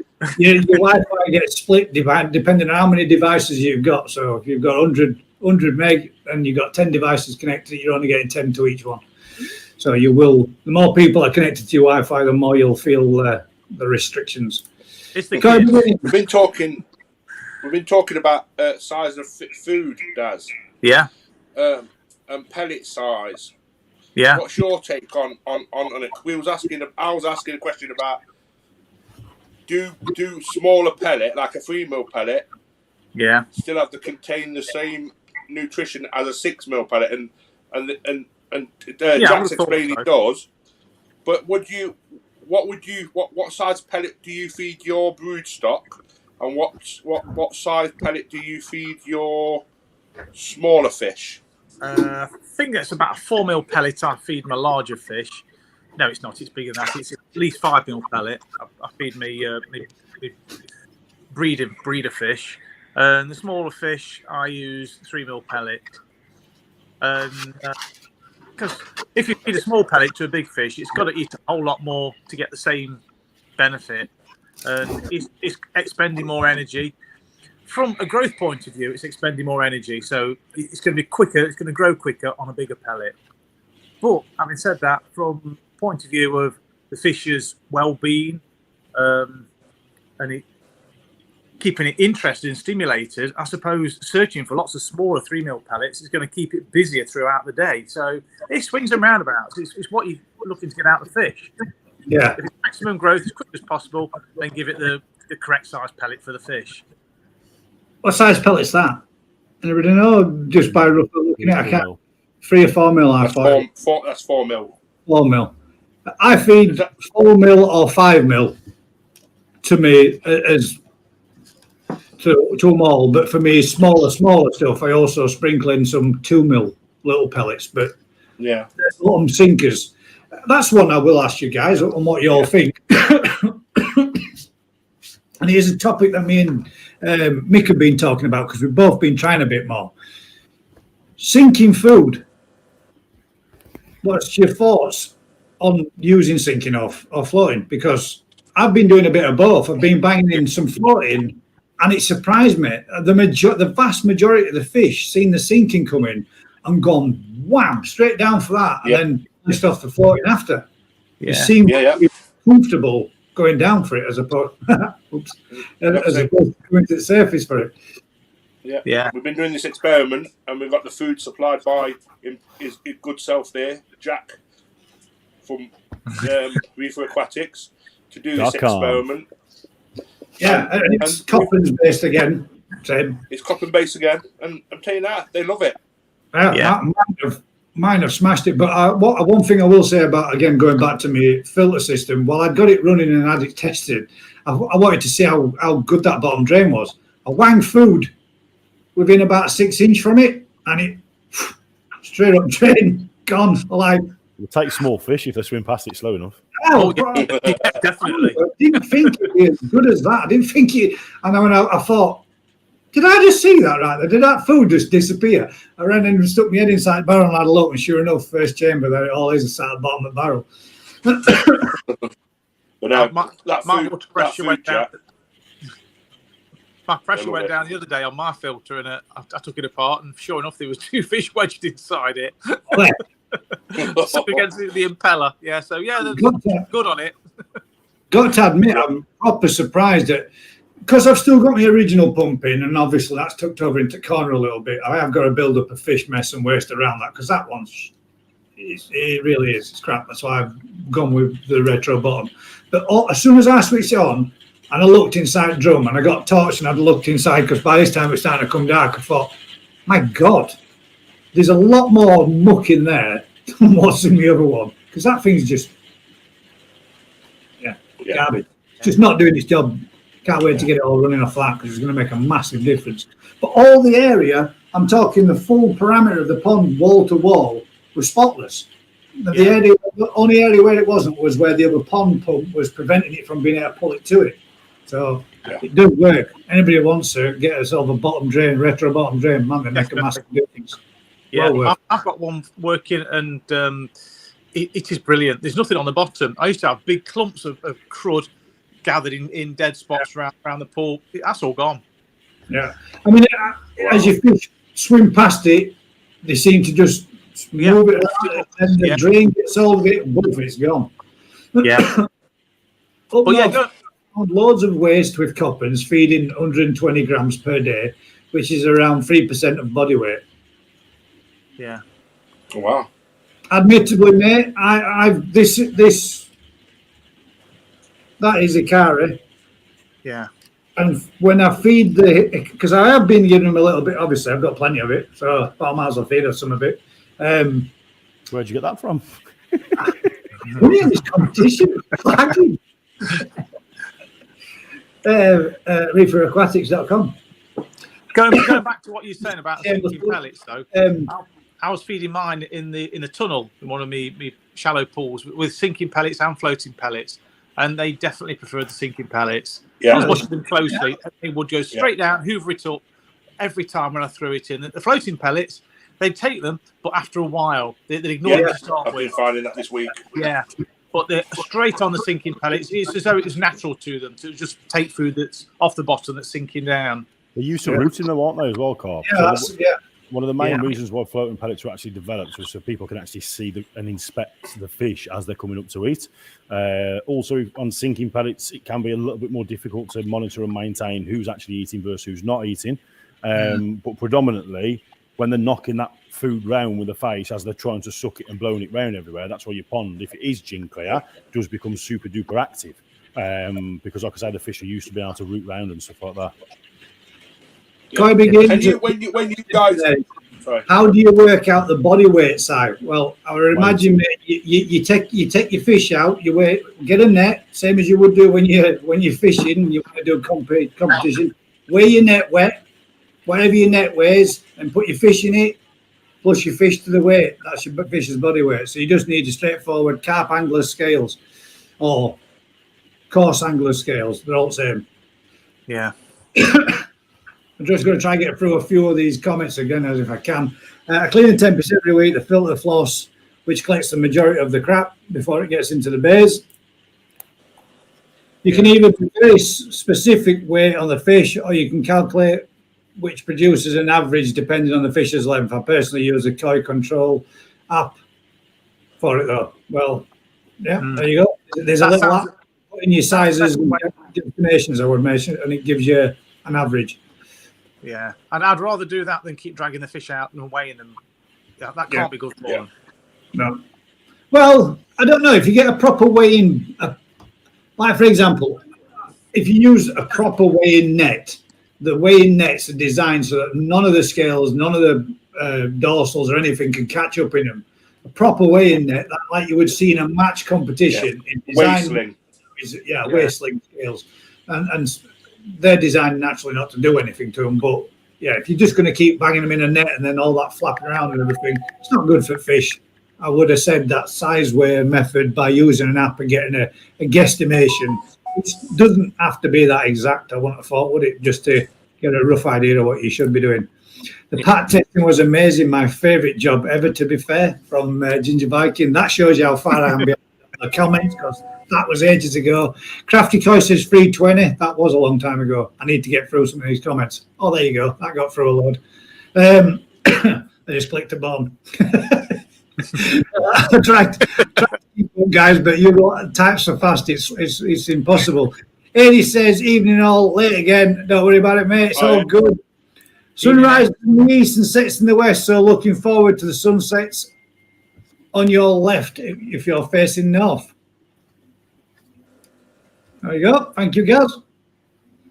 Up north Koi. Thanks, Adam. Lives in Donnet.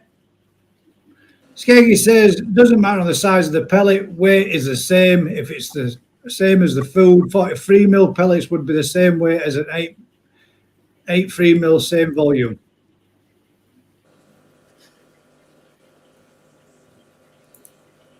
There you go. Doesn't matter. Yeah, right. There we go. So again, doesn't matter on the weight. Adding people to the group. What did you say? It doesn't matter on the weight if the pellet is the same food. 8 3 mil pellets is the same volume as 1 6 mil. I think that's what you meant. That's 9. No, that doesn't work. It doesn't work, no. No. 1 6 mil pellet has got a volume of 6 mil. 8 3 mil pellets have got a volume of 24 mil. Yeah. I'm just a simple bloke, so you've lost me. Sticky to pop up. That math don't work out there, mate. You can monitor what's being consumed, but when feeding sink, you can't monitor what's being consumed when sinking. Well, you can if you can see it bottom of your pond, mate. I mean, I can see if I put 15 pellets in bottom of my pond, if there's no, well, less bottom drain gets some. If the fish eat them. I'm forced to pellet him. No, to be fair, I'd go with him depending on the colour of your food. If green pellets on the bottom of a green pond, you won't be able to see them. The fact that the ones that I were feeding were visible. So, yeah, maybe I'd go with that. Sinking goes straight down the retro bottom drain. Makes no sense to feed sinking in my situation. Yeah. I got the bottom drain in my pond that I was feeding them at the time. So well, I mean, I could tell what I'd been eating and what I hadn't. The natural value will be the same. Smaller pellets will take less digestion energy due to the larger surface area. I agree with you, Daz. Twisted Koi. Evening, Twisted. How are you doing, Vince? Right. Good. Evening, Vince. up North Pond, but I think there may be a potential for better growth on sinking due to the fact that carp feed heavier when bottom feeding. Yeah. Bins from Skegger. High Vince, Twisted, Skegger, Kushte, Cupcakes, Simon, how do Vince? Gotta get through some of these. Vincent, Gary Cupcake, Hi Vince, Simon, UNKP, UNKP. Use another hand grenade. Cupcake. Oh, there's some of these are well weird. And then we've got Mike DB, Cupcake. Use a cap, a cap sack. That's the one, Sneak About. That's what we're trying to think of. It's like, it's basically designed so it don't trap them, catch them, damage them, and all that kind of thing. That koi control app is wicked, says Twisted. We're going to have a look at that one. Oh, talking about, has anybody got the one that we brought up, somebody introduced to us, what it was called? The phone. Yeah, we're all using as phones as cameras, aren't we? there is an app out there where you can take pictures of your fish, and I have been told that somebody else had another one, and he said John that one has the app. John Dunn, you've got the app. What's that app? I bet it's not on. You're not gonna live that one down, John, later on in Koi Talk chat when I'm saying where were you when I needed you. The Koi app is wicked, is from Vince. Koi Beginnings. I look ball and it has been carp fishing since the early 90s. You don't need to get my Rubens out, LOL. Yeah, Reuben Heaton scales, yeah. Is that right? Yeah, carp scales. I'm going to disagree with this one, mate, because I'm going to call bullshit, because I think it is bullshit. And I will say the word bullshit because I'm sick of hearing it, right? So many people saying handling your fish, getting your fish out is stressful. But I've seen people doing it online, and I've done it myself, taking my fish out, stuck it in a bowl, put food in it, and it's damn well at it. Now, not many things will eat when they're stressed. I agree, chasing your fish around pond for an hour and a half, trying to net it is stressful. But if you know your fish, and your fish are familiar with you, and you're comfortable around your fish, and your fish are comfortable around with you, a lot of us spend a lot of time with his fish, and a lot of us could probably put his hands in and pick his fish up and take them out as and when we wanted. For example, last summer I was in my pond for a few bits and bats doing some work to the back fence, and my fish was literally just swimming around my legs constantly. I was picking the fish up, having a look at them and putting them back in. I don't see, if you spend time with your fish, to consider it or find it stressful taking them out. Doing it, chasing around with a net all over the place. If you're having to do that kind of thing, yes. But taking your fish out to weigh it once or twice a year, to measure it up, size it up and look at it, I don't think that's stressful for fish at all. There are plenty of videos out there on YouTube where people pick the fish up, stick them in a bowl, sprinkle some food in the bowl, and fish eats literally. There's videos on my channel from last summer, where I took my fish out, I measured my fish up, I let everybody have a look at it. I walked straight back, popped it in the pond, walked to the back door, got an handful of food. The first fish to the top of the pond was the last one I just put back in. That ain't something that stressed, in my opinion. So I eat more when I'm stressed. Not me. Me too. I don't. What's that? You do. I eat more when I'm stressed. I don't think animals do. Most animals when stressed don't eat at all. They go for mainly, a majority. So was you stressed in Poland then, Jack? If you agree, you disagree. If you don't, I mean, I disagree with that. I don't think handling your fish is a problem as long as you do it gently, safely, and in the right manner. Bashing a net around, chasing around, bumping into stuff, agreed. If your fish know you, majority, I mean, look at some people, for example, they can put their hand in there and literally cradle the fish. That doesn't say to me it's a fish that's stressed. Well, if you're doing it properly, you don't even need to get the fish out of the water. Get it in the net. You could just put the net in the bowl. Yeah. I think it all depends just how friendly or familiar you are with your fish, or your fish are with you. Yeah. As to whether or not. If that were the case, none of us would ever go to shop and go, oh, bowl us a fish up. Yeah. No, I can't say. Can't bowl you that fish up, it's going to stress it. And then next thing you know, it's going to be dead. It's a statement that makes naff all sense. in my Black Country Coy Bloke. Vince, thumbs up. David, cupcake. Hi, everyone. From Cassia's Reef.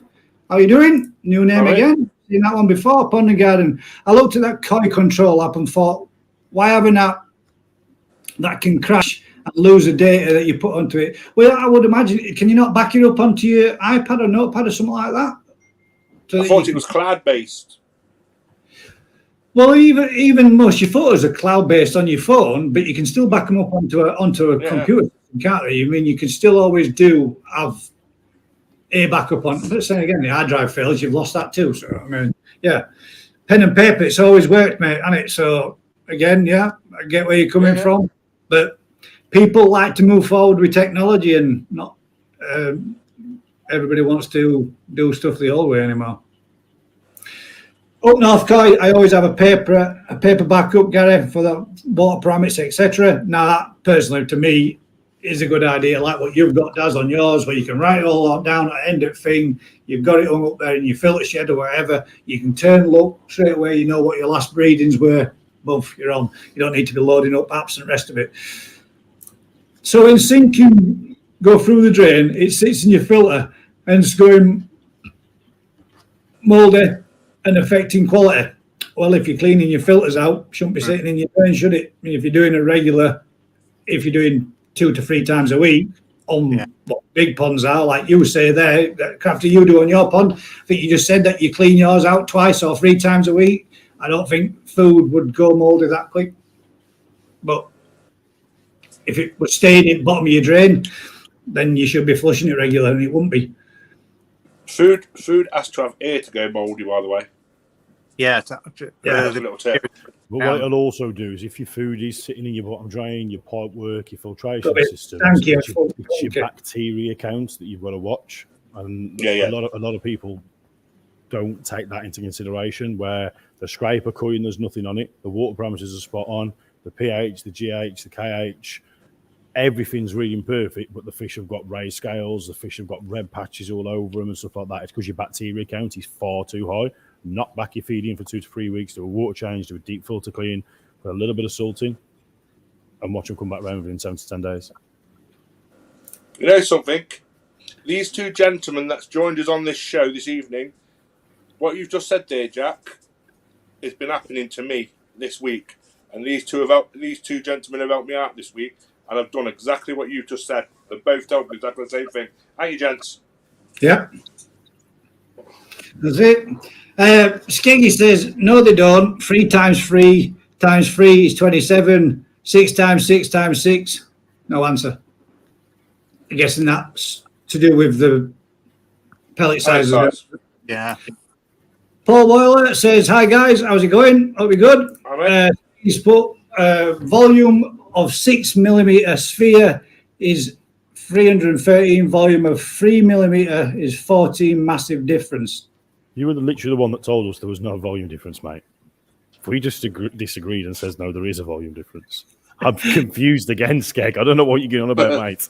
April says, Daisy lets you do that. There you go. And then we've got, sorry, mate, I didn't. It doesn't mean that they aren't stressed at all. No need to call bullshit. Getting it in a way and sack and sling is stressful. Again, mate, it depends. I've got to disagree with you. You're going to say it again, aren't you? Yeah, I'm going to have to call bull, because it's from day one. These fish that you're talking about, you're buying, right? They come from a koi farm where they're taken out at 4 weeks, 6 weeks, 7 weeks, 11 weeks, 12 weeks. And they're going through cull after cull after cull after cull. And then they're going into another vat where they took out of that vat, took into another vat, took into another vat. It's all they've ever known, mate. They're not wild fish that have been out there in a lake for 15 years and not been seen and not been touched. That's all these fish have ever experienced. Is talking about that, being around them and netting them. So I caught a carp, and about 20 minutes later, I caught exactly the same carp again. Fish on the bottom. And I've caught a pike 3 times in the same day. So, yeah, they weren't stressed. I'm not, all right, perhaps bullshit was a bit harsh, but At the end of the day, yeah, you weren't calling it to crafty call. You were saying about the statement. The statement, yeah, I'm not saying what you're saying is, mate, but and again, it's just my opinion, and a lot of people disagree with my opinion, and I disagree with a lot of others. That's what makes us all different. At the end of the day, I fished a small lake from the age of nearly 8 or 9 year old, and I've caught those fish week in, week out, and I know those fish ain't stressed because they're still coming in, still being bagged up, and you watch your mate catch it an hour later. I've seen it myself, does exactly the same thing. Guys, there's a comment that's been deleted. If you read through, you'll realise which one. You'll still see it, but it's already gone. Oh, right. Just because you don't doesn't mean you. Just because you don't doesn't mean you shouldn't. Should. Just because you doesn't mean you should. Hello, Vince, from David Cook. David was asking about your early. Vince asking if you were all good. Evening, Vince from Telford. Phil from Twisted. Skegness and the whole whack. Don't. Well, the one I just literally read out and said it had been deleted. Yeah. You'll realise what it is. Read it first. And then you just pop it up and read it anyway. There you go. Well, yeah. Come on, James. Oh, well, it is there. It's still there. LOL Simon from Skegger. Never mind. It's out. It's there. We've seen it. Anybody else got any comments they would like to make this evening? Any other topics you want to bring up? I'm not there, honestly, there, Crafty Coy. I'm not. It's just from my experience. My fish don't act the way that a lot of fish do. Yeah, they do get, I tell you something, what I will say, they're not acting the same this last month as what they were prior, since that goddamn herring's been around my pond. They are at the bottom of that pond constantly. They're staying down there low out of way. So I know he's coming round day in, day out. He or she has got him spooked in that manner. Yeah. Puts the fear of God up them when herring's out. I tell you what, I'll be putting fear of God up that herring if I see it. It better wish that I don't. I couldn't believe it the other day though. I stood in the conservatory. I turned and looked and thought, what's that? You see something out of the corner of your eye and you think, what the hell's that? And I turned and looked, and as I opened back door for patio door, conservatory door, to open door up, all I could hear was this whoosh, whoosh, whoosh, as it took off and flew off. And my neighbour 2 doors over went, what the heck was that? And I says, that. And we both watched it fly over the top of houses. And that's, well, yeah, I haven't seen my little fish since. So I don't know if he got it at that point or whether it got it the day before. But, yeah. Gone. Me Snow White Asaga fry, gutted. Absolutely gutted. Speaking about fish, when you three gentlemen go over next Saturday on the reefer trip for customers and guests, Friday. Don't be adding a day on that I've got to wait extra, mate. We go Friday, pal. no, Friday. That's what I'm saying. Friday. Yeah. You definitely said Saturday. But What fish? I know Jack's a seller of fish. He's a dealer. But what are you two guys going to buy for yourself? And what fish are you going to buy Applejack when she's there? Or buy fish for yourself? Mate.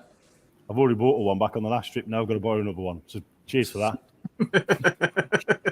So, I mean, I think your pocket's going to be empty by the time you get back. So you want to know what I'm going looking for? Yes. I'm not going looking for a specific breed, mate. I'm going looking for that fish that makes my eye go, I want that. That's it. Yeah. I don't pick breeds, mate. My Bennyginger, I picked that because when I seen it, I thought, ooh. Now, I'm not saying it's everybody's favourite fish or anybody else likes to like that fish. I'm just going for that type of look. Well, there's a European market that loves them because there's a whole vat full of Bennygingers. Is there? Yes. Is there? Oh. See, I could have been. You should have said that. Now you might have given me a view to go get another one of them. But yeah, for me, that's what I'm going for. Something that I can say looks a little different. Because, I mean, they're cheebers, man, though. I mean, they're specialised low cheebers. Yeah, I know. Something else, them, aren't there? I want to know if that guy's fish that were at that koi shows last year, it has, I don't know if anybody knows the gentleman, I don't know who he is or what it is, but the fish is beautiful. But when it came over, imported into the country, it broke its tail. Now, I'd like to know if that was a Polish or if it's Japanese. But if it's fish, there's a very good chance it will be Polish, because there's certain koi farms in the UK that try and make out like their Ochibas are Japanese. And I can categorically 110% tell you I have held the parents in my hand in a bowl, and said koi farm is full of it. You know the one I mean, don't you, Jack? That one I'm talking about. Yeah. Because them ones that I've seen on video just then already, man, they look spit of it. Oh, I lost Daz. Oh. He did say his Wi-Fi were a bit unfair. I'll pull him back in when he gets back in again. Excuse me. Where do we get? We got to Simon there that says, LOL, Simon. All depends on the fish. I have new fish, went in the bowl, yellow and black, seconds later, dark grey. Yeah, no, I suppose, mate, you might be right. I mean, I do personally think it's if you spend, you can see how your fish act from winter through to summer. I spend a lot of time in my gardens through summer months. I'm doing a lot of gardening, tidying up, just tinkering around. I spend a lot of time down by that shed. The minute I come, I mean, my fish used to come up to my dog, because my dog would go and look at fishing pond, and the second they saw him, they'd come straight to the surface on him. So I suppose it all depends on how friendly your fish are and on how much you spend around them. Yeah. Twisted Scotty says, definitely feeling more like myself. Good to hear, mate. Ginger Viking says, testing is a work of the devil. That is all. Gaz, when I take my koi out, some of them, the fins split, which did confuse me at times. Also, carps in legs are much sturdier than more resilient and less issues with parasitic problems. Like I said, mate, we all speak from experience.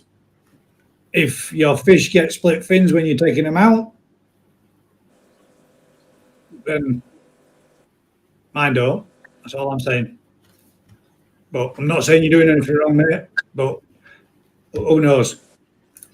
Now then, did you disagree that 83 millimeter pellets, they're big pellets, them Skegger, 83 millimeter pellets didn't equal 1 6 millimeter, where it does? I know what you said. Maybe you should go back after and listen to what you just said. That's literally what you said. 8 3mm pellets don't equal 1 6mm. If you go up, it says 8 3mm pellets equal. You didn't put the word didn't in there, hence me saying I'm really confused. Let me go back to the comments. Hang on 2 seconds and I'll read it back. Some fish do get stressed. Up north, Coy says some fish do get stressed, which can be seen with bleeding. Yeah, see, I've never seen that before. And I've seen it on somebody's video when he took his fish out. That is stress. And it bled. Oh, it was. Oh, crap. You had it on a line, Jack. Yeah, I did, to be fair. I did. I literally had it with yours. Monster. Did Monster did it. Right. Monster did it when you picked her up, and we had to take her out the bag quick, didn't we? And put her in the big vat. We put her in a polythene bag, and she was not happy. She didn't like that at all. She couldn't get a balance right. Is that what we were? Yeah. Was that what we picked her up from yours? In big box? No, me and mate Rich picked her up from Mix. And now, who says that's stress, though? Why is it stress? It is stress. It is stress. It is stress. It happened at the farm. Females tend to do now, it is more. That blood bleeding, or is it the blood just coming to the surface of the gills, or is it actually bleeding? It's actual blood. It is actual blood. It runs. Is it secreting from the gill, or is it a tear or damage in the gill? It's no. One of the gill filaments. Stress. So it's stressing from that, and it bleeds from that. Yeah, it's the I know somewhere, and I was saying there, then it must have been when we were at your house, and I've never ever seen that with any of my fish. But females tend to do it more so than males, but males can do it. Yeah. Yeah, there you go. It's not detrimental normally. It stops pretty quick. It's like a nosebleed. Like I say, if you are coming across that when you are transporting a fish, replace it back into the tub what you are taking it from, and try it in 5-10 minutes. No, I don't mean put them back in the pond. I mean put them back into the bowl where you've got them from. Empty the bag, put new fresh water in, and try again. Because as soon as they get used to the idea, it does stop. But you don't want to be transporting koi in bloody water. We're talking about minimal amounts of blood, though, aren't we? And it just looks a lot more because it's in water. Yes. We're not talking about pints and pints of blood. Or is it some? Can they bleed to death from that kind of thing? I don't know because I have no idea. Serious tear in the gill structure. If you damage the gill rakers underneath, then yes, I suppose they could bleed to death. You will lose a significant amount of blood, but not normally from this instance. I mean, very tiny. It looks worse. We've all been late on that. You know, when you see it float going and you think, whack, you hit into it, and then you go, damn it, it's hooked down, so it disgorges out. You get it hook out. We've all seen fish bleed from gills. Yeah. And I dare bet you're probably the same as me. They hook it into keep net or into pond and never give it a second thought. But that fish doesn't belly up, does it? So I guess it must clot and heal pretty quickly. Yeah. But like I say, it's just a stress. It's just a stress thing. Spot on side, taking fish out of the water is akin to putting a bag over someone's head. Now that's bullshit as well. I'm sorry. If you're going to talk sense, man. You do know carp can live for up to 6 hours as long as they kept damp out of water. So I mean, if you're going to make statements that are at least factual, because that's rubbish. Taking a fish out of water isn't like suffocating it. Why do you think they come to the surface of water to gape to breathe when there's low oxygen levels? Come on, think about it. Yeah, so April says 8 times 3 is 9 millimeter, and 1 times 6 is 6 millimeter. So you're saying how is that equal Skegger? So Skeggy's original comment was, doesn't matter on the size of the pellet, the weight is the same, which it's not. If the same food of 43 mil pellets will be the same weight as 8 3 millimeter same volume, it doesn't make sense what you're saying, mate. Like, if you can explain it in Queen's English, and do you want me that's to not weight a 3 mil funny, pellet and a 6 mil pellet right now? Jump in and explain what you're trying to say. It might just be lack of grammar, and I'm horrendous for that, by the way. It's not me being funny, but your original comment was they are the same. Now, whether you meant they are not the same is a different kettle of fish, but your original comment was 8 3 mil pellets are the same as 1 6 mil pellet. Kate says, still here showing Crimson your video, Jack. There you go. Thank you very much. Do appreciate it. Twisted Koi, my male shuro stresses eats every time it's netted and bleeds from the gills. Yeah. But how many fish do you have that don't bleed? So I guess it's a rarer thing then. It's not common, is it? Yeah, it's not every fish occasion. No, well, you think that if you've got like a delicate blood vessel in your nose that bleeds easily, if you've got like high blood pressure or headache comes on or something, it must be the same with the fish. If it's got a bit of a sensitive, delicate blood vessel in its gills, if it gets a bit stressed, that's the first thing to pop, isn't it? So it will probably do that every time it's stressed.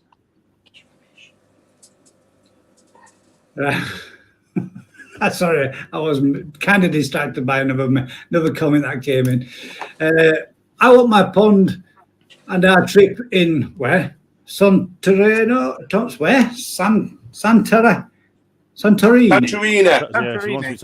And I want a red fish, and that will be all, Jackie. There you go. Evening at Twisted Koi from Hertz. Evening Hertz. I've just done the math. If Skeggy's on about volume of a Sophia, then yes, you could get 8 3 mil pellets versus 1, say 9 mil pellets. But you've still got to have 8 3 mil pellets versus that 1. And that's just the volume of the sphere, which we weren't on about that. We were on about how the same level of protein is in 1 3 mil pellet as 1 6 mil pellet. So if that's what you mean, because I've just done the math on it, then yes, that would be correct. But you've missed the times sign out of there. You just put 8 3 mil pellets. You haven't put an X in there. So that's why when you put the X in there and you do the simple math, then yes, the volume of the sphere would be exactly the same, but you're still using more pellets of 3 mil than you are 1 6 mil pellets, which in turn, you're going to have to use more 3 mil pellets to feed the same level as you would on a 6 mil pellet. I wasn't shaking my head at you there. Just answering Ilse's question there. April, has Jack started your pond yet? No. April, what fish are you looking for next time you go? Black, spotty ones, Dalmatian ones. She said it the other day. Jack, have you sorted out? Yes, mate, it's with you tomorrow. It is with you tomorrow. Let me see if I've got the tracking down. I'll forward it on to you. There you go. I'll finally confirm through today. Then we've gone back to this again. I'm done with that question anymore. Sick of listening to it. Boring. That will be me at Koi Beginnings. Not yet, Steve. No. Told you, Steve. He definitely am, and he's in doghouse for not starting it yet. Yes, nobody can mention April's pond build for me. That'd be great, especially when she's had a drink. So whatever you do, don't mention April's pond build because it's a touchy subject. You need to get off your horse and start building it, don't you? You say get off me bum like I'm doing nothing else. Come on, Ilse. I just said don't mention it. You need to work on it fast. Certainly can. There we go. Where did it go? That message. 8. Yes, that would make sense, but you'd miss the time signs out on your original question, which is what I'm saying. Now you are correct in what you're saying, yes, but the feeding volume will be more. Is not 24, right? Yeah. So it's just a manner of punctuation, mate. Or that's all. Is blood pressure comes out of its gills? Is that what it is? Could be. I don't actually know the scientific answer, but I'll find out next Friday. I tell you what. I shall tell you what. I will find out. I shall ask an expert on Friday when I get there. I'll say, yes. Can you tell me why fish is? That's a good question though, because he might answer. He's going to have more of an idea than me. Height and respiratory rate, or blood, or heart rate, I suppose. Yes, good man. Anybody else not really give a shit about the volume of pellets? Just chuck them in. To be fair, I'm absolutely bang on with Koi Beginnings on that one. I throw it in if they eat it. Jobs are good. That's it. Jobs are good. And then we've got a flipping sake from can't you read? 8 times 3 millets. 8 times 3 millimeter. That's the first time you've actually put the times in. So you know we can read. We were just reading what you hadn't put there. So woohoo! TBR English language. I love to hear. As I said, Queen's English. It's a figure of speech, Simon. Give up, Skeggy, please. British don't have language. No need to be argumentative all the time, Skeggy. There you go. So I'm just reading what's been put, but let's leave it there, guys, because at the end of the day, I don't want to be that guy that does banter on a batter on to everybody or to one individual. It's there we go. So 6 by 6 fish food from your pond, fish eat it. There we go. That's a brief abbreviation of that one. It's the fish in my main pond. Bloody male Shiro, and he's also the first to go veiny if there's something on. Yeah, well, there you go. No, so he's an indicator fish for you then, is it? I guess. Yeah. It says, "Hey, red one, Mick."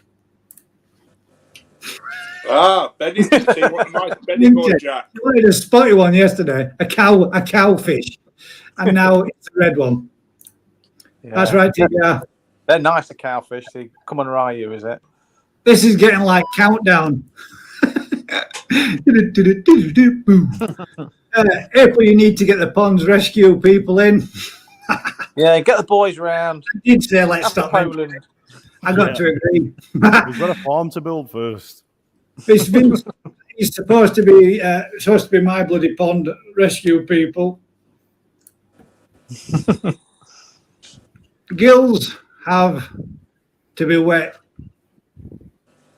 Gas Yeah, crisp. that's what we said. They want it Yeah. moist. As long as it's moist, they can stay out of water for a while. Yeah.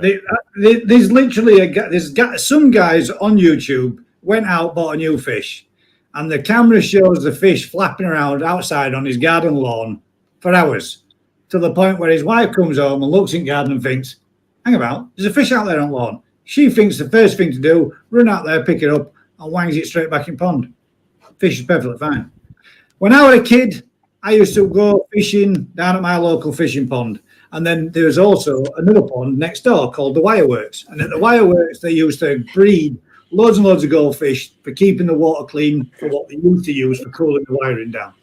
And they used to say to us, and the numbers bred so often and so quick because the water was so warm, can you come down, fish some of these fish out, help yourselves to them, spread them around, everybody who wants some any for the garden ponds, take what they want. It used to take me 2 hours to walk home. I used to take one of those fish and I'd soak a towel in water and I'd lay that towel down on the floor. I'd put one fish in the towel and roll it over. And I'd put another fish in and roll it over. Put another fish in and roll it over. Get it straight, put them in back of my back tackle box and walk home for 2 hours, get out, unwrap them fish and put them in my mum and dad's pond. Never lost a fish and they were all alive every time I did it. And I did it every day. Every time I went down there and they used to let us get 1 or 2 each. So that's 2 hours walking home, wrapped in a damp towel with no oxygen. Anglers have been smuggling them in from France in the boots of the car, carp and catfish for years. Doing exactly further from France. Well, driving hours with them in boots of the car. Yeah. I mean, try it for science. I thought I'd mention. I thought I'd mention the science one at least once in this evening's live. There you go, Stu. That was just for you. So we've got, Ginger Viking, Jesus. That's my son. Yeah, bow to me, young Padawan. Here we go again. And we're back on that again. Oh. No, we're not. Skeg, you're like a dog with a bone, Skeg. Oh, TBR, the Queen's language, German. You know what I meant. I like that one, mate. That was good. Skeg, finally, yes, I was on about 8.3, 6.6.2 gigawatts. As I explained, when your grammar was in there, yes, you are correct. You are correct, Skeg. It was just a misunderstanding of grammar. That was all. Nobody was saying. You are the Messiah of all knowledge. Oh, hell! Skeg, we are not worthy. Good evening, everyone. How's it going, Tim and Liam? Nice to have you with us, mate. Tuning in all the way from over there. The big, right. I think, America. I think last time I spoke to him, I did say you were talking about some fish. And I said, "Oh, you're welcome to it if you want, mate." He said, "I don't think you want to send it all the way over here to me."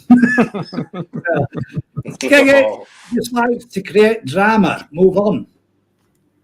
Don't shoot the messenger. I'm just reading the comments. I should say Odin. Odin. I've got him tattooed on.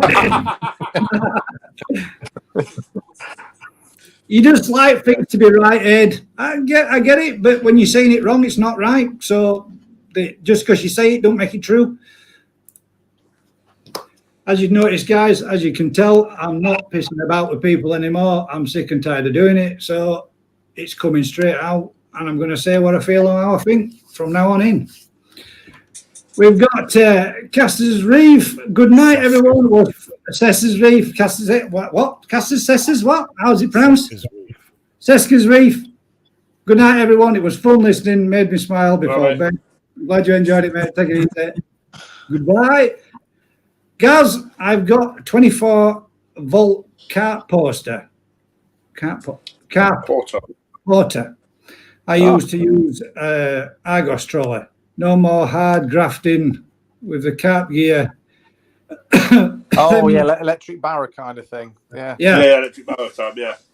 But this was the days when I used to walk there and walk back. Then when my mum and dad bought me a mountain bike, I mastered being able to put my net back, my and my box.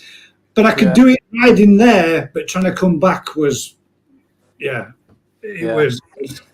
I used to push my bike back, but I'd freewheel all the way down because it were all downhill all the way through. There was a couple of dodgy situations though when I was going through little snickets and stuff. It was quite a bit scary at times. Nearly snapped my cart rods and everything doing it. Yeah. When you land in that pole goes through the front wheel. See you later. All right, Vince, mate. See you later, mate. Free speech, guys. Crack on. Gonna do, mate. Sick of everybody else being. Have they been? It's about time. Gotta say, guys, this last half hour has been great comedy. Thanks for the great show, mate. Appreciate it, mate. Thank you very much. Simon says, at Simon, Shears, are you related to Viv Shears by any chance? Gordon. That's who he's related to. Related to? Gordon. Gordon. Gordon Shears. Oh, God, I was slow on that one. You can try carry bash wash. Yeah, there you go. I can't read for shit. My mate's just paid 1K for his electric barrow. Keep telling him. What? He's paid $1,000 for an electric barrow. Yeah. You must really love fishing. Yeah.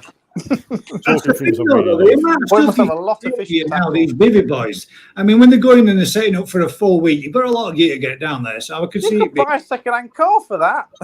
Well, yeah, but you can't drive second-hand car down to the side of Bankdust because bailiffs. Well, you can some places. Well, you need a little golf I'm not car. saying I'm Colin McRae, but I'll give it a go. Ash. Maybe Simon. Maybe Simon. Well, I'm going to have to bid you all good night, gentlemen, because I am absolutely exhausted. Well, I was actually thinking that as it's been a slightly later one and it has got on quite late now, it is pushing up to 11:30, guys. I am going to say, for all those that are interested, email me, email Jack, which is jack@reeferaquatics.com. Or you can email me, which is obviously Gaz131. God, no, Gaz's Koi Pond 1 at virginmedia.com. If you need to check that and double check and make sure it's right, have a look on my YouTube channel. It is there in the description, and Jack's will also be on his. If you need to get in touch about the Koi trip and about the show, about the up and coming events, or you're interested and want to come this time with us. In fact, guttingly, there's one of us that's not going to be there on this occasion, but next time he will be. Massive flower is what he's been. No, I mean, technically, it's a lot of money in it for an emergency passport. He doesn't have one, and it would We're have going to cost. blindfold him, knock him out, and It's a take him cheap anyway. well, not a cheaper holiday. No, I Expensive. went Tom. Yeah, no. I went I believe 180 quid for a flash. £187, mate. You can get a 3-hour-1 for about $135. Yeah, but again, that's money he could spend on his fish next visit, isn't it? Yeah. So, Or So- I'll be spending it on this visit, one of the two. oh yeah, exactly. Kids are going to eat, they're going to starve if not. You'll still get to see it, because I will make sure that I definitely video call you once or twice while we're there, so you're still going to get to see it. Yeah. You still leave it through our eyes. Hang his phone into a pond, mate. I'll be coming on with a brand new iPhone 13 if you do. Right, guys. Like I said, if you do want any info or you do need to get in touch with Jack and you do want to get on it and you do want to get booked in, there are still positions available. The more the merrier. And all I will say is it's something that you don't want to miss. Till Definitely. next time, guys. From me, Jack, Mick, Daz, keep smiling. We'll catch you all on the next one. Take it easy. Thanks very much for coming. All those that subscribed and all those people that keep coming back week in, week out. It's very much appreciated. Take it easy, guys. I'm going to call it. Everyone. Take it easy. Catch you all later.